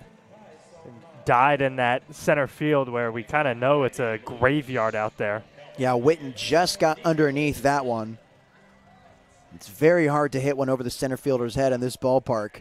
And he got pretty close that time, but the barrel just underneath the baseball for the first out of the inning. So now it's Nico Button, as the first offering is a fastball that misses way outside. 1 ball, no strikes. Nico today has walked, was caught stealing for the second out of the second inning, and grounded out to formerly Calliston at second base. So now it's Cameron Reeve at second as Button sends this one into the air in right center. Hirschkorn going back on it, makes another grab just shy of the warning track. 2 gone here in the 6th. Back-to-back flyouts for the Blues, and they're just tagging the ball into the outfield. Just unfortunate location for the hitters. And that one 92 off the bat of Nico Button, so well hit. Just, like I mentioned, it's a kind of a graveyard out there. It was funny, the other day I was talking to Cooper Witten in batting practice. He said, one of these days, the wind's going to blow out to center field. Today's not that day. No. Here's the first pitch to Brendan Comerford as he swings and misses for strike 1. Comerford, last time he was up, doubled. He hit it over the head of the center fielder Hirschkorn and left fielder Almanza in that left center gap that he just loves to hit for extra bases. And he pops this one up and out of play into the grass concourse. No balls and 2 strikes. And I just watched somebody holding a baby in one hand and a cup of beer in the other try to catch that ball with the beer. Did he? No. Unsuccessful. I think he was a little more concerned about the baby's health. Chopped on the ground, left side, backhand stop from the shortstop Latimer, and the throw is in time. Laughlin had to jump for it. It was a question if his feet were going to be down in time to get Comerford. They were, and the side is retired. 3 up, 3 down for the Blues. We'll head into the 7th, 2-2. For Ryan Giacomini, I'm Nate Mills on the SLO Blues Streaming Network.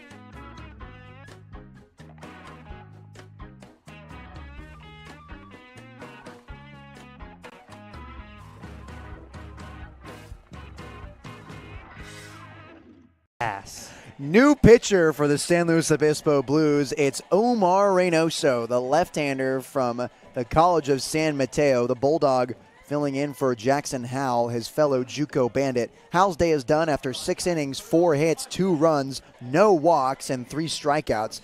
He is retired after that 6th inning where he allowed all 4 of those hits and those 2 runs to come in for the California Expos. What I love most about his final stat line is those 0 walks. That is huge. If you can not give free 90s, that's going to go a long way in the game. The only free 90 he gave up was the hit by pitch to lead off the game, and then he did a good job to work out of that.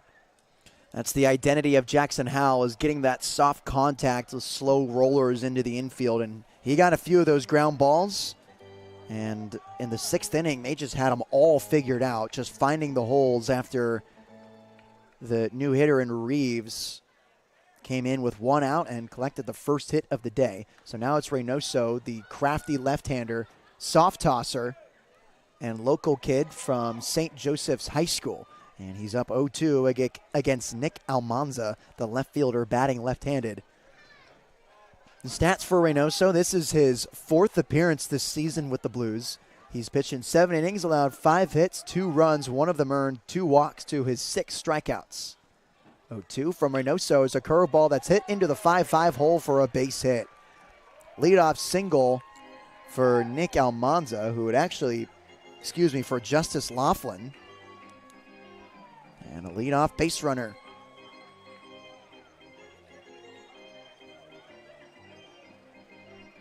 That curveball just hung in the zone for way too long for Reynoso. Just kind of spun in the top half.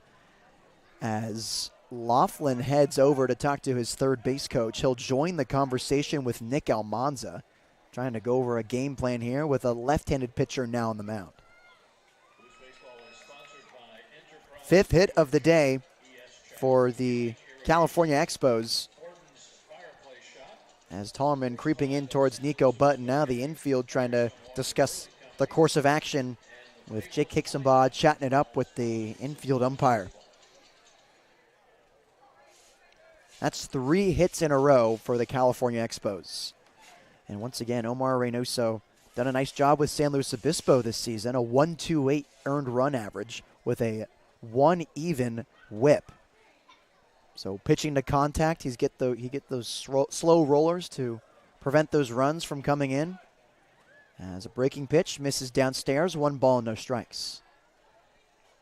He does have his 6 strikeouts in his 7 innings pitch. But with that ratio, it's clear to see that the left-hander likes to mix it in with the off-speed and try to break some bats. As he picks off towards first, and retreating there safely is Justice Laughlin.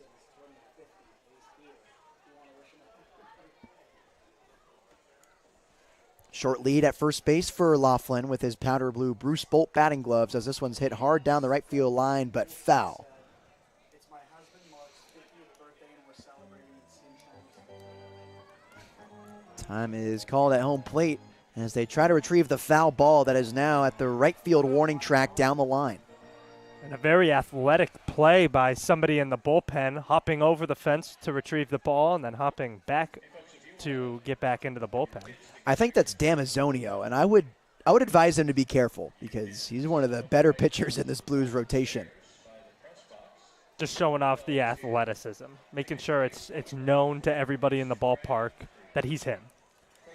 Speaking of athleticism, I see you looking at your football highlights. You showed me in between innings your basketball highlights.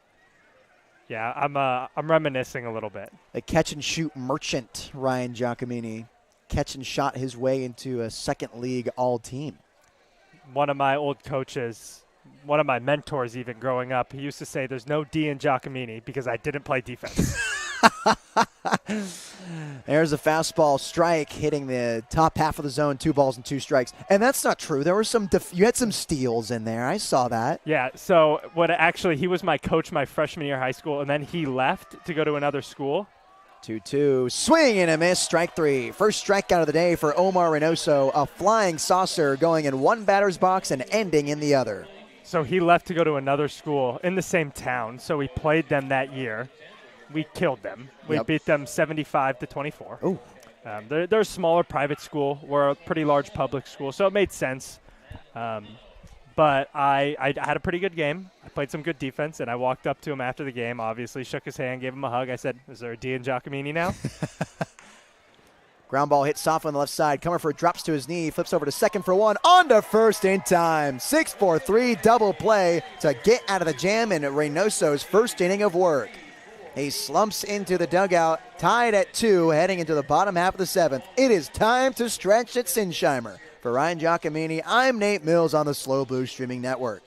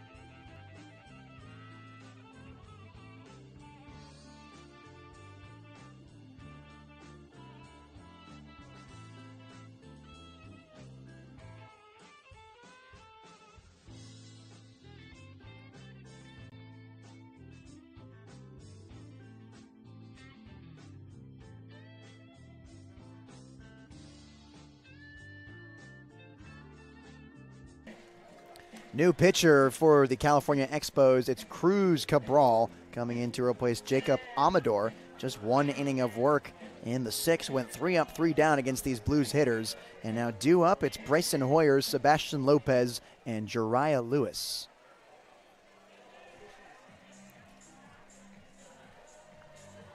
So the switch hitting outfielder, Bryson Hoyer, hits in the left-handed batter's box facing the right-hander Cabral. As the first pitch to him misses low and inside, 1 ball, no strikes. Hoyer looking awfully yellow today. Yellow top, yellow spikes, yellow oven mitt, yellow shin guard. Like a minion. Did I do good, Jim? From the belt, here's Cabral as he comes home and misses inside to Hoyer. 2 balls and no strikes. Funny you say that because Despicable Me 4 comes out today. Looking forward to going and seeing that in theaters. There's 4 of them? Yeah. No way. Yeah. 2-0 to Hoyer, misses downstairs. 3 straight balls to Bryson. How many times can you steal the moon? There's only 1 moon. Well, they clearly stole it because we can't see it. Yeah, it's never out anymore.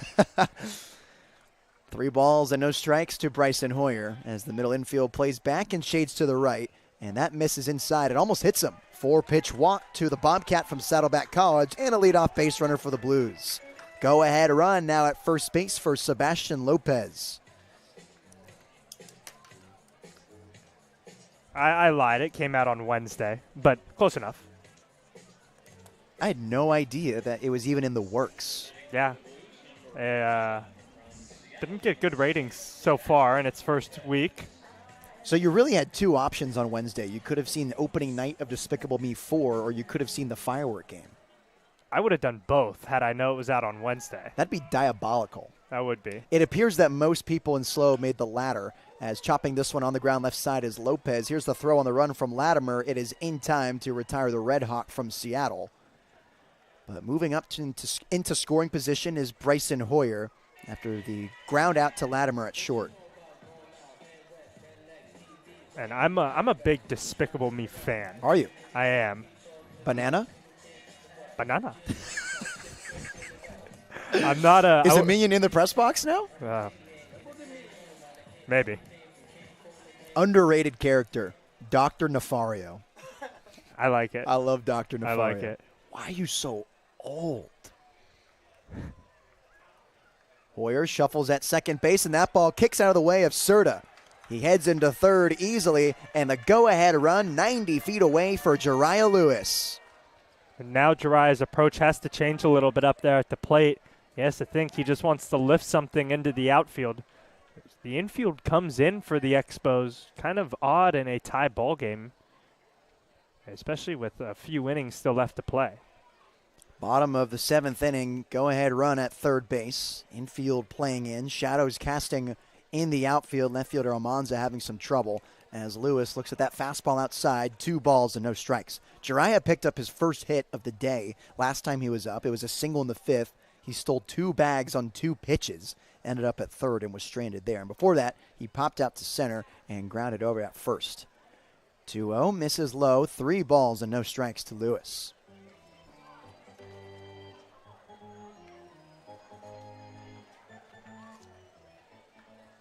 Last time Lewis had a hit, it was a triple in the 9th inning against the Orange County Riptide as he walks here. Jariah reaches base for the second time today. Runners at the corners for the Blues.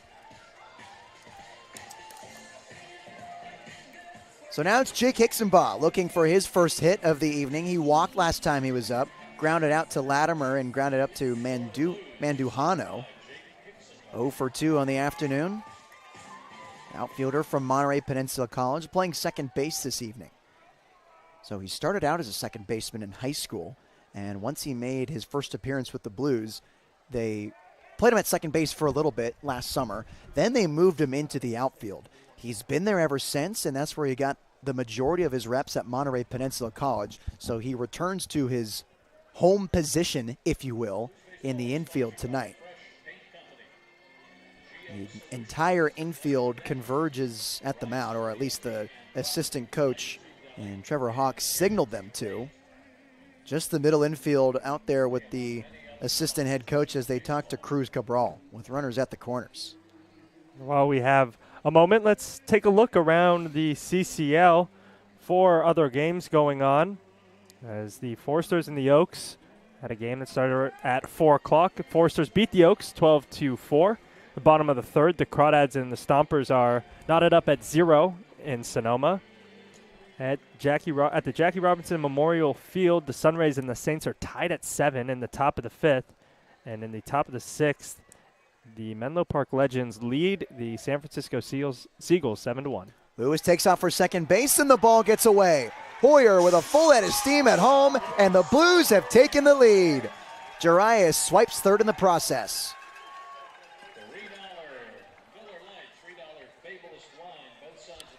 Nice break for San Luis Obispo as Serta had no chance of retrieving that ball before Hoyer could get there. It clanked off one of the solid pieces of plastic that he's got on his shins, the shin guards, and it just ricocheted right in front of the Blues dugout. And really good heads-up base running by Jariah Lewis to snag that extra 90 feet. The catch of Serta, when he realized he wasn't going to have any chance to get Hoyer out at home, kind of started to lollygag to get the ball. And Jariah took advantage. Here's a 2-0 to Hicksonbaugh, a 2-seam fastball that breaks on the outside corner, 2 balls and 1 strike. Yeah, going back to that out-of-town scoreboard, the Foresters have ended the Oaks' 7-game winning streak with a 12-4 victory. As the 2-1 is swung on and missed, he hit the back of his head with the lower end of his bat. 2-2 to Hicksonbaugh. So Foresters and Oaks now tied for first in the CCL South, and the Menlo Park Legends gaining some ground on the Blues. 2-2 is fouled straight back. We'll do it again at 2 balls and 2 strikes with Max Lane waiting on deck. The Menlo game is still in action. Top of the 6th, they do have a 6-run lead, so it's most likely that they will win that game. But if the Blues are able, actually, never mind, because this is a non-league contest. That's right. So this is actually a really big weekend for these other teams. The Blues really need to try to maintain their spot. 2-2, driven in left center for a base hit. RBI single for Jake Hicksonbaugh. It's 4-2 Blues. Jake Hicksonbaugh with a good piece of hitting, going the opposite way, just slapping it over the shortstop's head and bringing in another run for the Blues. More fans start to make their way to the beer tents on either side of the field. Real good look for Jake Hicksonbaugh, especially for a left-handed hitter that likes to pull it down the right field line. He serves it the opposite way, just putting an easy barrel on it, not trying to do too much with the pitch that was given to him up in the zone. He goes the opposite way with it, and all of a sudden it's a 4-2 ball game. Blues lead by 2. So Hicksonbaugh is now at first, and now it's Max Lane, who's 1 for 3 this afternoon. 2 stolen bags, a single, and 2 pop-outs. Hicksonbaugh takes off towards second base, and clanking the ball behind the dish is Serta. Hicksonbaugh saw Jiraiya take 2 bags earlier and said, "Nuh-uh, you're not getting that team lead in stolen bases." Grabbed one of his own right there. Lane spoils that one up and out of play. 2 balls and 1 strike.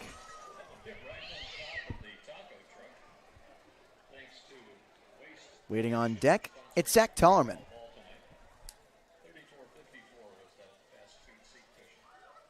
Shuffling at second is Hicksonbaugh as Lane spoils that pitch up and over the Blues bullpen. 2 balls and 2 strikes to the man from Harvard.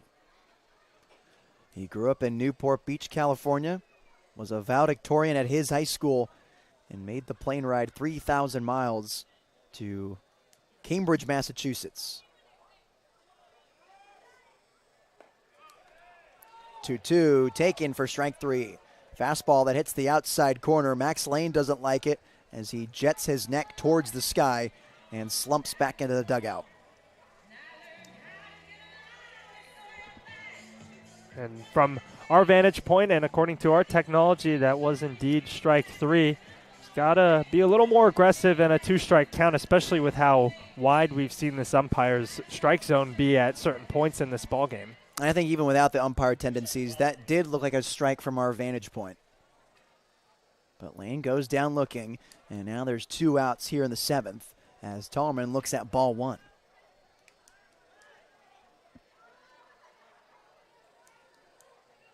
Meeting with the shortstop Latimer and the pitcher Cabral. Last 2 seconds as he retreats back towards shortstop. Runner in scoring position, it's Jake Hicksonbaugh. He reached there on a stolen bag after an RBI single that brought home Jariah Lewis from third and gave the Blues a 4-2 lead. 1-0 is smoked by Tollerman in the left center gap. It's falling fast, and no one's going to get there. Outfielders almost collide for more extra bases by Zach Tollerman. He leans back on the bag as he trades places with Jake Hicksonbaugh. It's 5-2 Blues. ZT puts a good swing on that baseball. I hung up there a little while. I thought the left and center fielder were going to have a chance, but just found the perfect spot in the gap right there. And extra bases for the San Jose State commit as of recent. I was afraid the outfielders were going to collide. It didn't seem like they were communicating all that well, and they were heading towards each other pretty fast as Cruz Cabral's day is done, and there's a new pitcher for the California Expos. Can't help but think that they're running out of bullpen arms. It's now 5-2, 3 runs in the bottom half of the 7th inning. Stick with us as we introduce to you who the new right-hander is on the Slow Blue Streaming Network.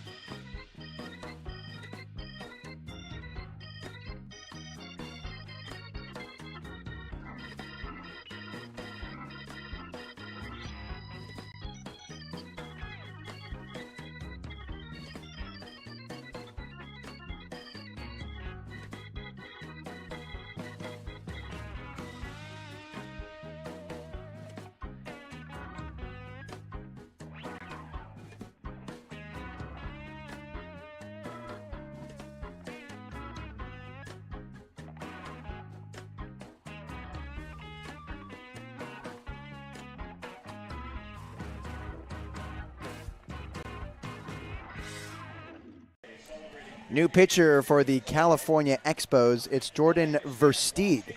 He's the right-hander from Fresno Pacific University, one of the many Firebirds that I mentioned on this roster.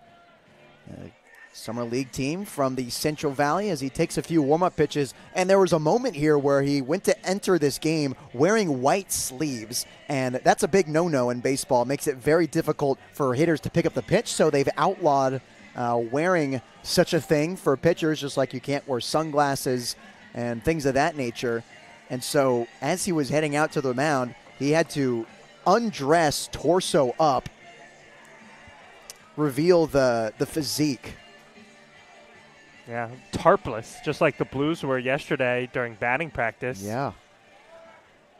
It ended up being the difference for San Luis Obispo. We showed up to the field, the statistics, director of statistics, A.J. Brown, and I showed up to the field at Eddie Matthews in Santa Barbara, and we saw, like, shirts off, and we were very confused. It was a warm day in Santa Barbara, but we were like, all right, that's pretty cool. Tarps are off. Everyone's feeling good. But then we got closer, and they painted USA with face paint on their chest, as getting hit by that pitch inside is Cooper Witten. So Tallman is rounding third and trying for home, but he scampers back to the bag. I guess it didn't hit Witten. It sure looked like it caught his forearm. It sounded like it hit something. Yeah. I don't think it touched nothing, but Cooper Witten didn't take off for first. The home plate umpire didn't really signal anything. And the way the ball landed looks like it hit something. And changed direction. That's what I mean. Like, yeah. It had to have hit a bat or a forearm as he swings and misses at that fastball upstairs, 1 ball and 1 strike. So looks like it didn't touch anything. And Witten, with the nice matrix move, allows Tollerman to advance another 90 feet. Witten is 0 for 3 this afternoon, reached on fielder's choice and popped out twice. As third base coach Rene Regalado bobbles that one, a slow roller to him. Looks a lot like me when I play third base. Trouble fielding the ball. You got to stop with this self-deprecating on your athleticism. 1-2 is hit hard into shallow center field, and it falls for a base hit. RBI single for Cooper Witten. He expands the lead 6-2 over the California Expos. Really good piece of hitting. Caught it kind of off the end of the bat, but shot it right back up the middle on a line. And an RBI base hit from Cooper Witten. I'm sure he's happier with that result than he would have been with the hit by pitch. Absolutely, and for a guy who's been racking up the extra base hits, I'm sure it's nice to get a single as well. He still hit it pretty hard into shallow center field, and it also brought in a run for the Blues. So refreshing sight for the offense as Witten takes off for second base, and going off the glove of Serta behind the dish, gives time for Witten to try for third, and he slides in feet first safely. Cooper Witten showing off that speed. We talk about it a lot, but Max Lane and Cooper Witten are very similar when it comes to their build and their play styles. They're both guys who are fast, both outfielders, can hit for power, but also good contact hitters. Right there, Witten shows off the speed just like we saw Lane do in the first inning when he stole third base. Both of those players in tonight's lineup for San Luis Obispo. Witten doing the DHing and Lane out in left field. But you're right, the player comp is identical with those two. 1-0, missing high to Nico Button, who's 0 for 2 this afternoon. Grounder to second, fly out to center, and a walk where he was caught stealing. Both very explosive players who can generate hits and pop at any time. 2-0, and Button chases at that fastball upstairs, 2 balls and 1 strike. You know what else is explosive? The incredible fireworks show we had 2 days ago here at Sinsheimer. It really was. 2-1, another fastball missing high, 3 balls and 1 strike. And it was a blast. It had about 2,400 fans in the ballpark. And everyone enjoyed themselves. About a 15-minute fireworks show after the Blues beat the Foresters. 3-1 comes home, and Button leaves that one upstairs. And there's a walk to the Golden Bear from Berkeley. And if you missed it, that's okay. We would have loved to see you here. But there's another firework game later this year. Friday, July 26th, when the Blues take on the Walnut Creek Crawdads in the final series of the regular season on that Friday. Book it. Be here. Tickets are going to go fast. Go on Slow Blues or bluesbaseball.com to reserve your tickets. As the C move over to first, not in time to get Nico Button. Runners at the corners for Brendan Comerford, who torched a double earlier in this game. What's your favorite firework? Like style, like there's different kinds, as Comerford has to lean back as that fastball almost got him in the face. Okay, I would say it's probably the ones that kind of shoot up, expand, and then have that, like the sparkle. That was mine. Yeah. That was mine. It's a good one, Mm-hmm. especially when you incorporate it with the other like big pops. Another fastball inside almost hits Comerford.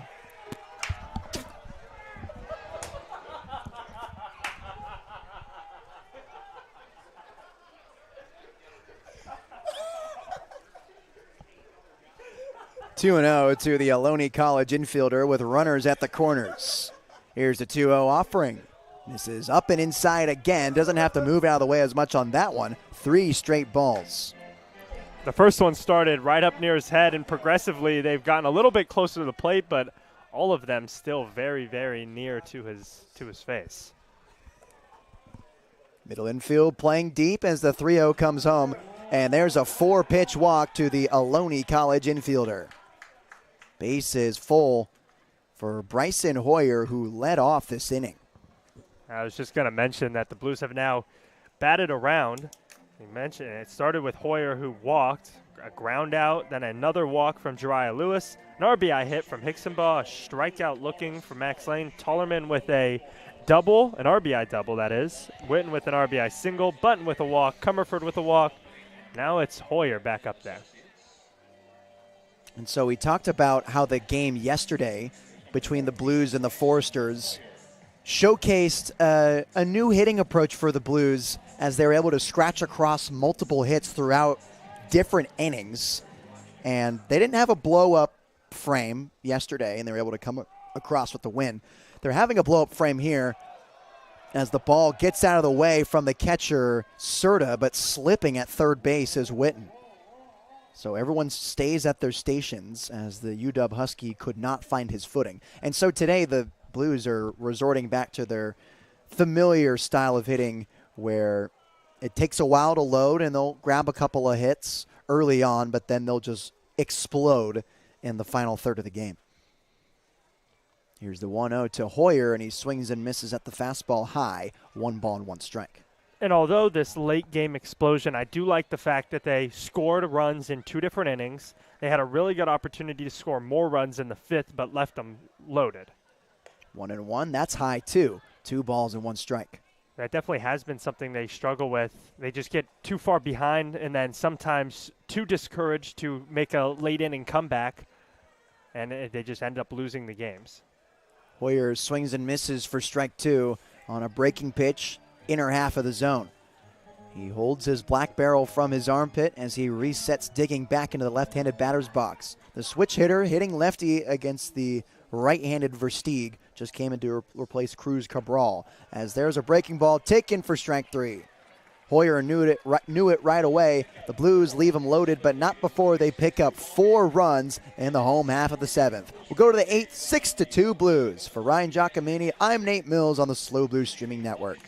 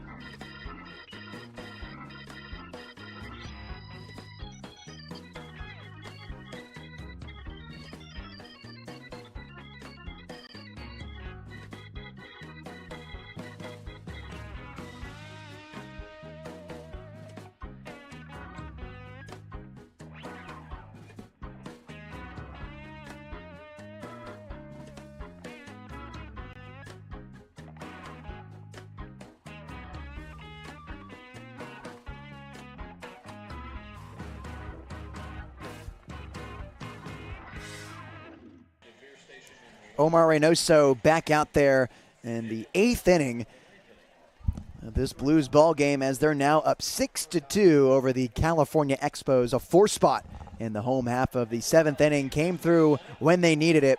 California tied it in the 6th with 2 runs from Jackson Howell, and the Blues responding nicely with 4 in the 7th. Some loud barrels from San Luis Obispo after hitting the ball softly all day. Couple extra base hits. And one from Zach Tollerman. Loud single from Cooper Witten. And a nicely placed base hit from Jake Hicksenbaugh.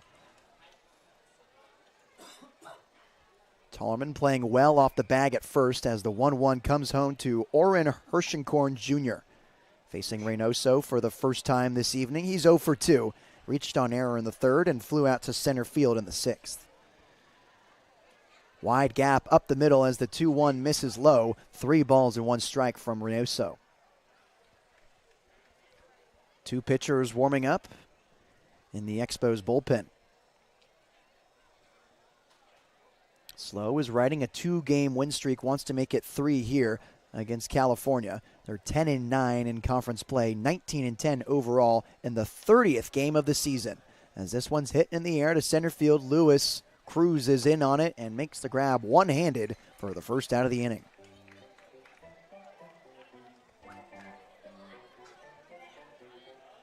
One gone now for the new catcher, Serta, who came in to replace Chisholm Deemers earlier this game.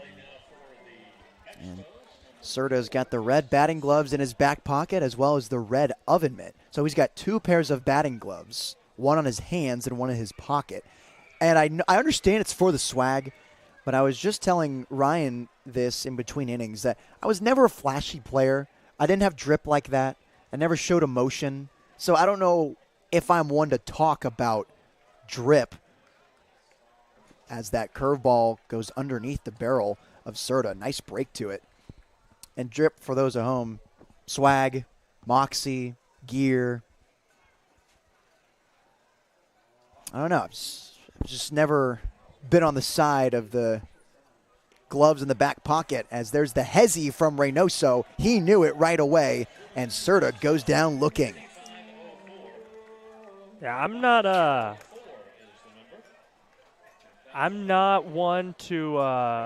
flashy either. Yeah. Back in my days, it was very, very standard. I usually just wore my jersey, occasional knee brace or ankle brace, depending on how I was feeling that day. First pitch is hit hard to left field. Lane takes a few steps in, and he can't find it. Twilight Sky coming into play early as he completely missed that ball and left. Rounding second and holding up there is Caleb Latimer. An error from the left fielder, Max Lane. That's not the first time we've seen that this summer. Not at all, and that's his 2nd error today. Something that we haven't seen too much from him, though. He's usually pretty good out there with the glove. 2 errors on the day from a left fielder is not something you see all that often. Take your memory back to a few weeks ago where he was ranging for a ball in front of the warning track, and it was in his glove, and as he went to squeeze it, it just jetted out and landed on the ground. That's another error I can recall from Max Lane out and left. Twilight Sky is slowly coming to effect. Not quite yet. Still pretty bright outside as the lights have turned on at Sinsheimer Stadium. And now a runner at second base and Caleb Latimer. Runner in scoring position for the Expos as waving over the slider is Cameron Reeve for strike 1. Errors have been a huge issue for the Blues, especially in the outfield, just like easy routine plays. I've seen Jariah Lewis drop a pretty routine fly ball. Waving over that slider again is Cameron Reeve. No balls and 2 strikes. Now I've seen Max Lane do it here today. 0-2 count to Reeve, who's had a sacrifice fly back in the 6th. And he towers this one into shallow center. Lewis booking it, and he can't get there. Trying to backdoor over at first to get Reeve, and it's not in time. Caleb Latimer goes second to home. It's 6-3 Blues. The outfield must just be really hard to see fly balls right now because Jariah took 3 or 4 steps back before realizing he had to come in on that ball. and then it ended up dropping about a step in front of him. Maybe just a really hard for those outfielders to see, even though it's not quite twilight yet. The sun is still setting a little bit here. I'm going to put our director of statistics on blast again. First pitch is chopped behind home plate. Is that a hit or an error, AJ? Should be a hit. It is a hit. That one 100% should be a hit. The lane one goes down as an error. That should be an error. Yeah. Lewis couldn't see it in the sky, and it dropped right in front of him because he couldn't track it. No one touched it. It's a hit. And I was talking to ZT the other day when we had that pop up in the infield that was controversially called an error rather than a hit for Zach Tollerman. That slider sent in the air in the left field lane, camps underneath it, and makes the grab flat-footed. So the Expos strand a runner on, but they get one from an RBI single by Cameron Reeve. It's 6-3 Blues heading to the home after the 8th. For Ryan Giacomini, I'm Nate Mills on the SLO Blues Streaming Network.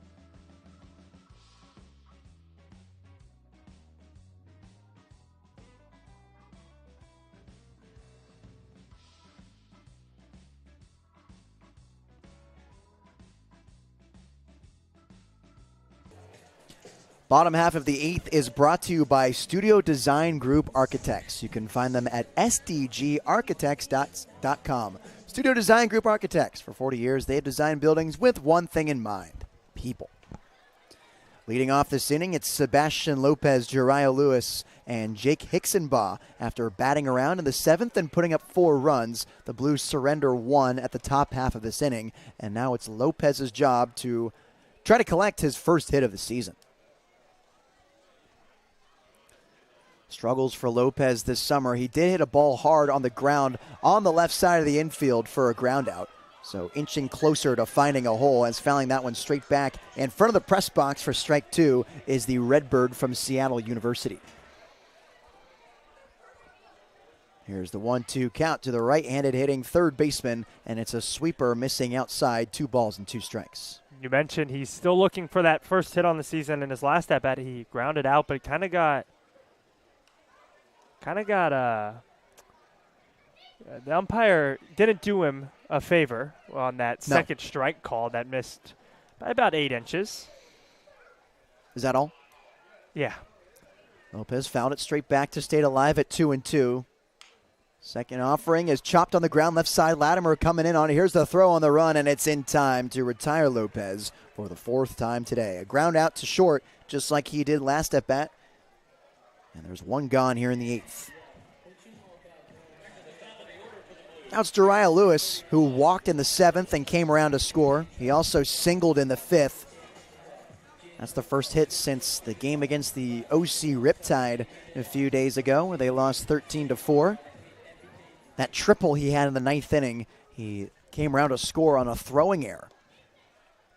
There's a fastball outside to Lewis, taken for strike one. Other than that, the single and the walk today, he grounded out to first and popped out to center field. 0-1. Kicks his back foot out of the way, but it's taken for strike two. Sitting on deck, it's Jake Hixenbaugh with Max Lane in the hole.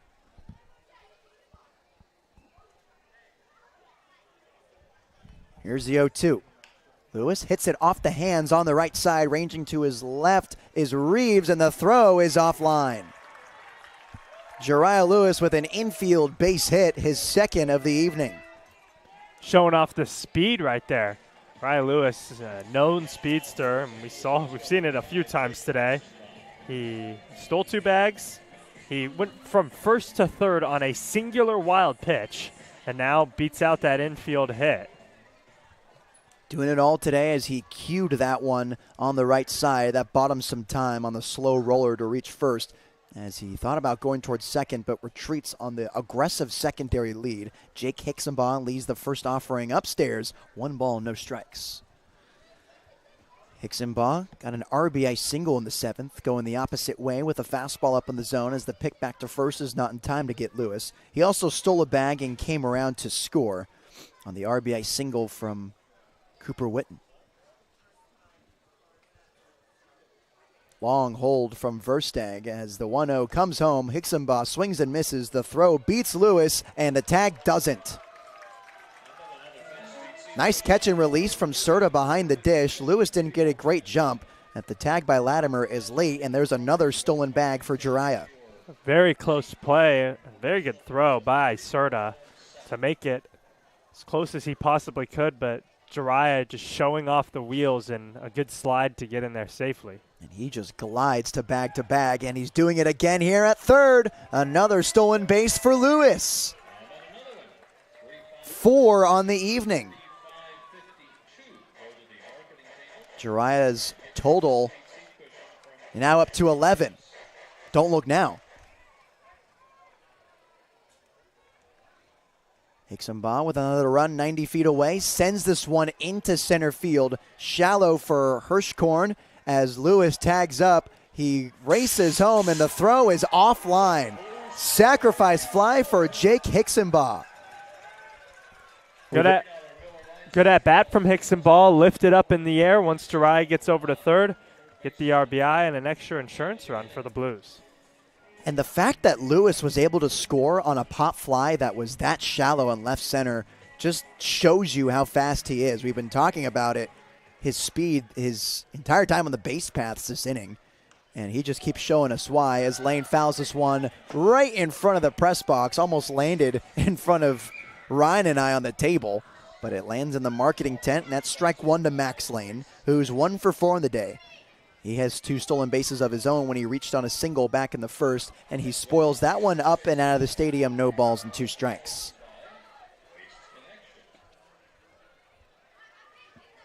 Middle infield playing deep and opening up the center of the diamond for Lane.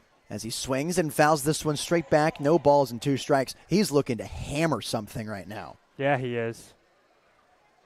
And I've been there. When you make a mistake out on defense, you want to make up for it with some barrels up at the dish, and that's what he's hunting right now. And an 0-2 count with 2 outs in the 8th. Lane leaves that fastball upstairs, 1 ball and 2 strikes.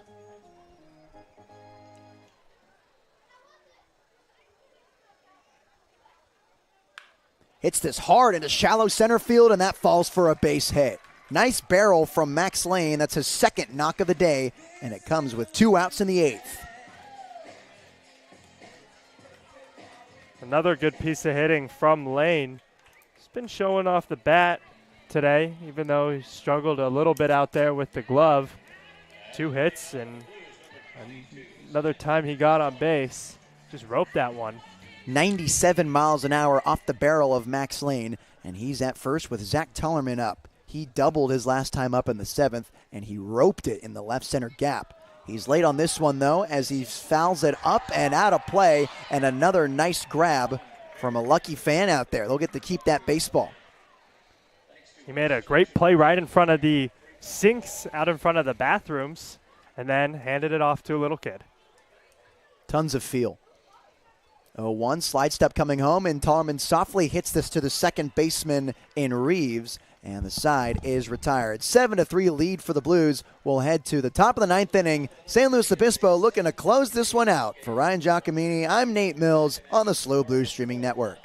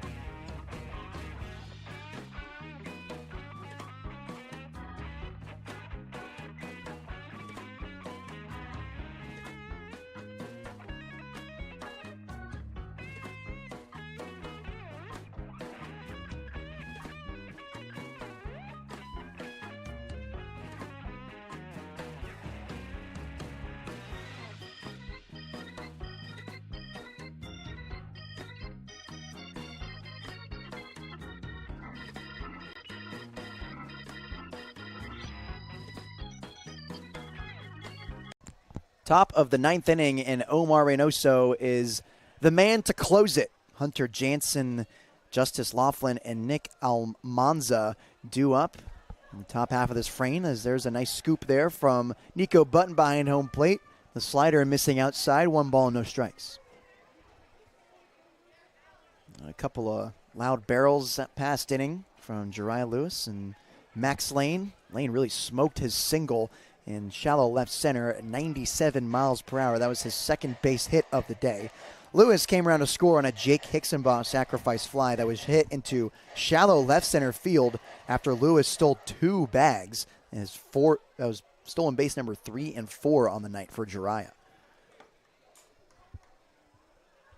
Here's the 2-0 to Jansen, the leadoff man, and he hits this one off the hands and out of play behind home plate in the bleachers. 2 balls and 1 strike. Jansen is 1 for 3 this evening, a single back in the 6th, a strikeout swinging, and a line out to Zach Tarman. It was a nice play over there at first base. Here's the 2-1 from Reynoso. He comes home on the slider and gets a swing and a miss on Jansen. Flying saucer going from batter's box to batter's box, and the DH wanted all of that one, but he's now on a 2-2 count against Reynoso. He kicks and deals. Another slider, swinging and missing, strike 3. Another K for Omar Reynoso, and there's 1 gone here in the 9th. Reynoso's not going to come at you with velocity, but his stuff does have pretty good movement, and he induces soft contact with it. I mean, that sweeper is living in the low 60s.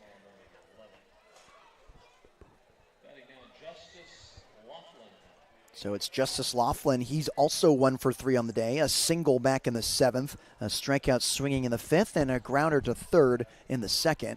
As there's a fastball missing high to him. 1 ball, no strikes. The first baseman batting 5th with 1 gone here in the 9th inning. Blues lead 7-3. That sweeper with about 7 inches of vertical movement.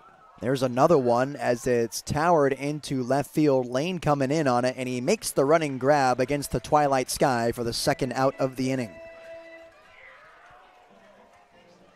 That one came in at 59 miles an hour, but tons of movement on it.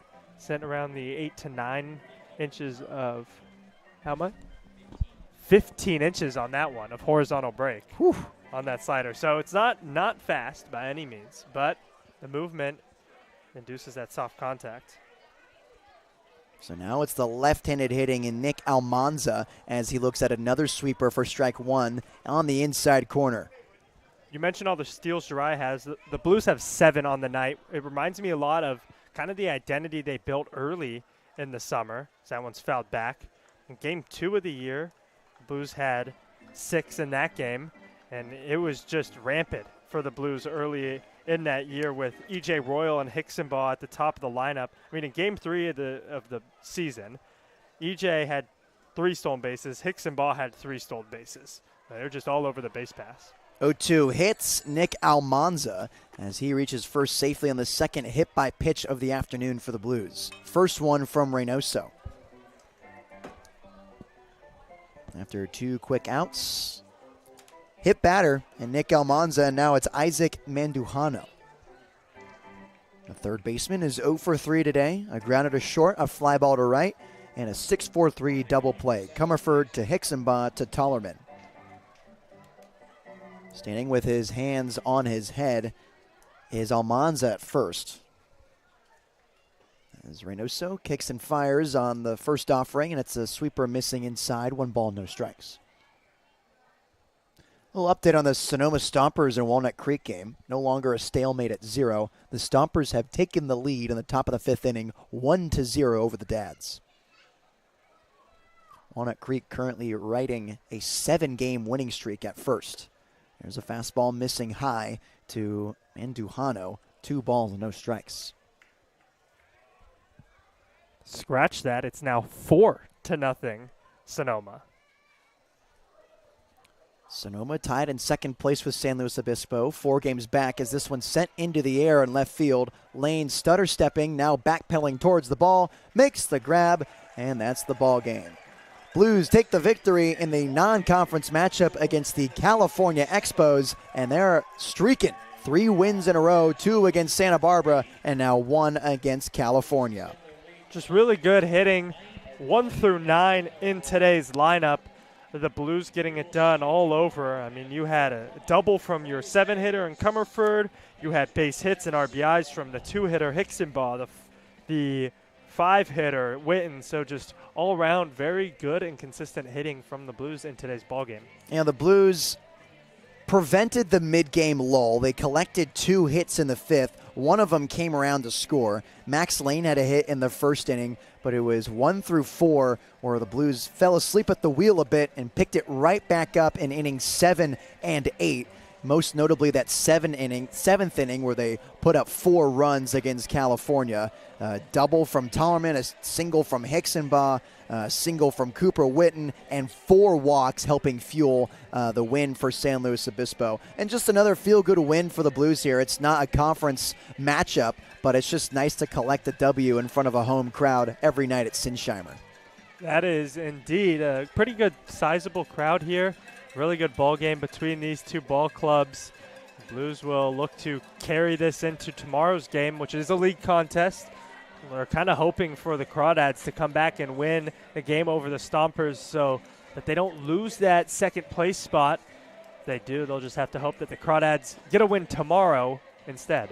So San Luis Obispo hosts the Arroyo Seco Saints tomorrow and Sunday, a 4 p.m. and a 2 p.m. start respectively. Tomorrow at 4 p.m., it's Frosé Saturday. Be sure to come out to the ballpark if you're able to grab your frozen rosés. And on Sunday, you guys know the drill. It's Mimosa Sunday, afternoon game and a warm day in San Luis Obispo. Why not quench your thirst with a mimosa from either Beer 1 or Beer 2? But if you can't make it, we'll be streaming it on the Slow Blues streaming network. You're going to have to wait a while, though, as the Blues will head back on the road to play at Orange County Riptide and at the Caneo Oaks. But then they'll be back for a 3-game homestand, hosting the Pirates and the Legends twice. That Legends series should be pretty interesting as they're 5 games out of first. The Blues are 4 out. So the Blues will be traveling on July 9th and 10th and will be back in San Luis Obispo on July 12th after they host the Saints for the next 2 days. Blues take the victory 7-3 over the California Expos.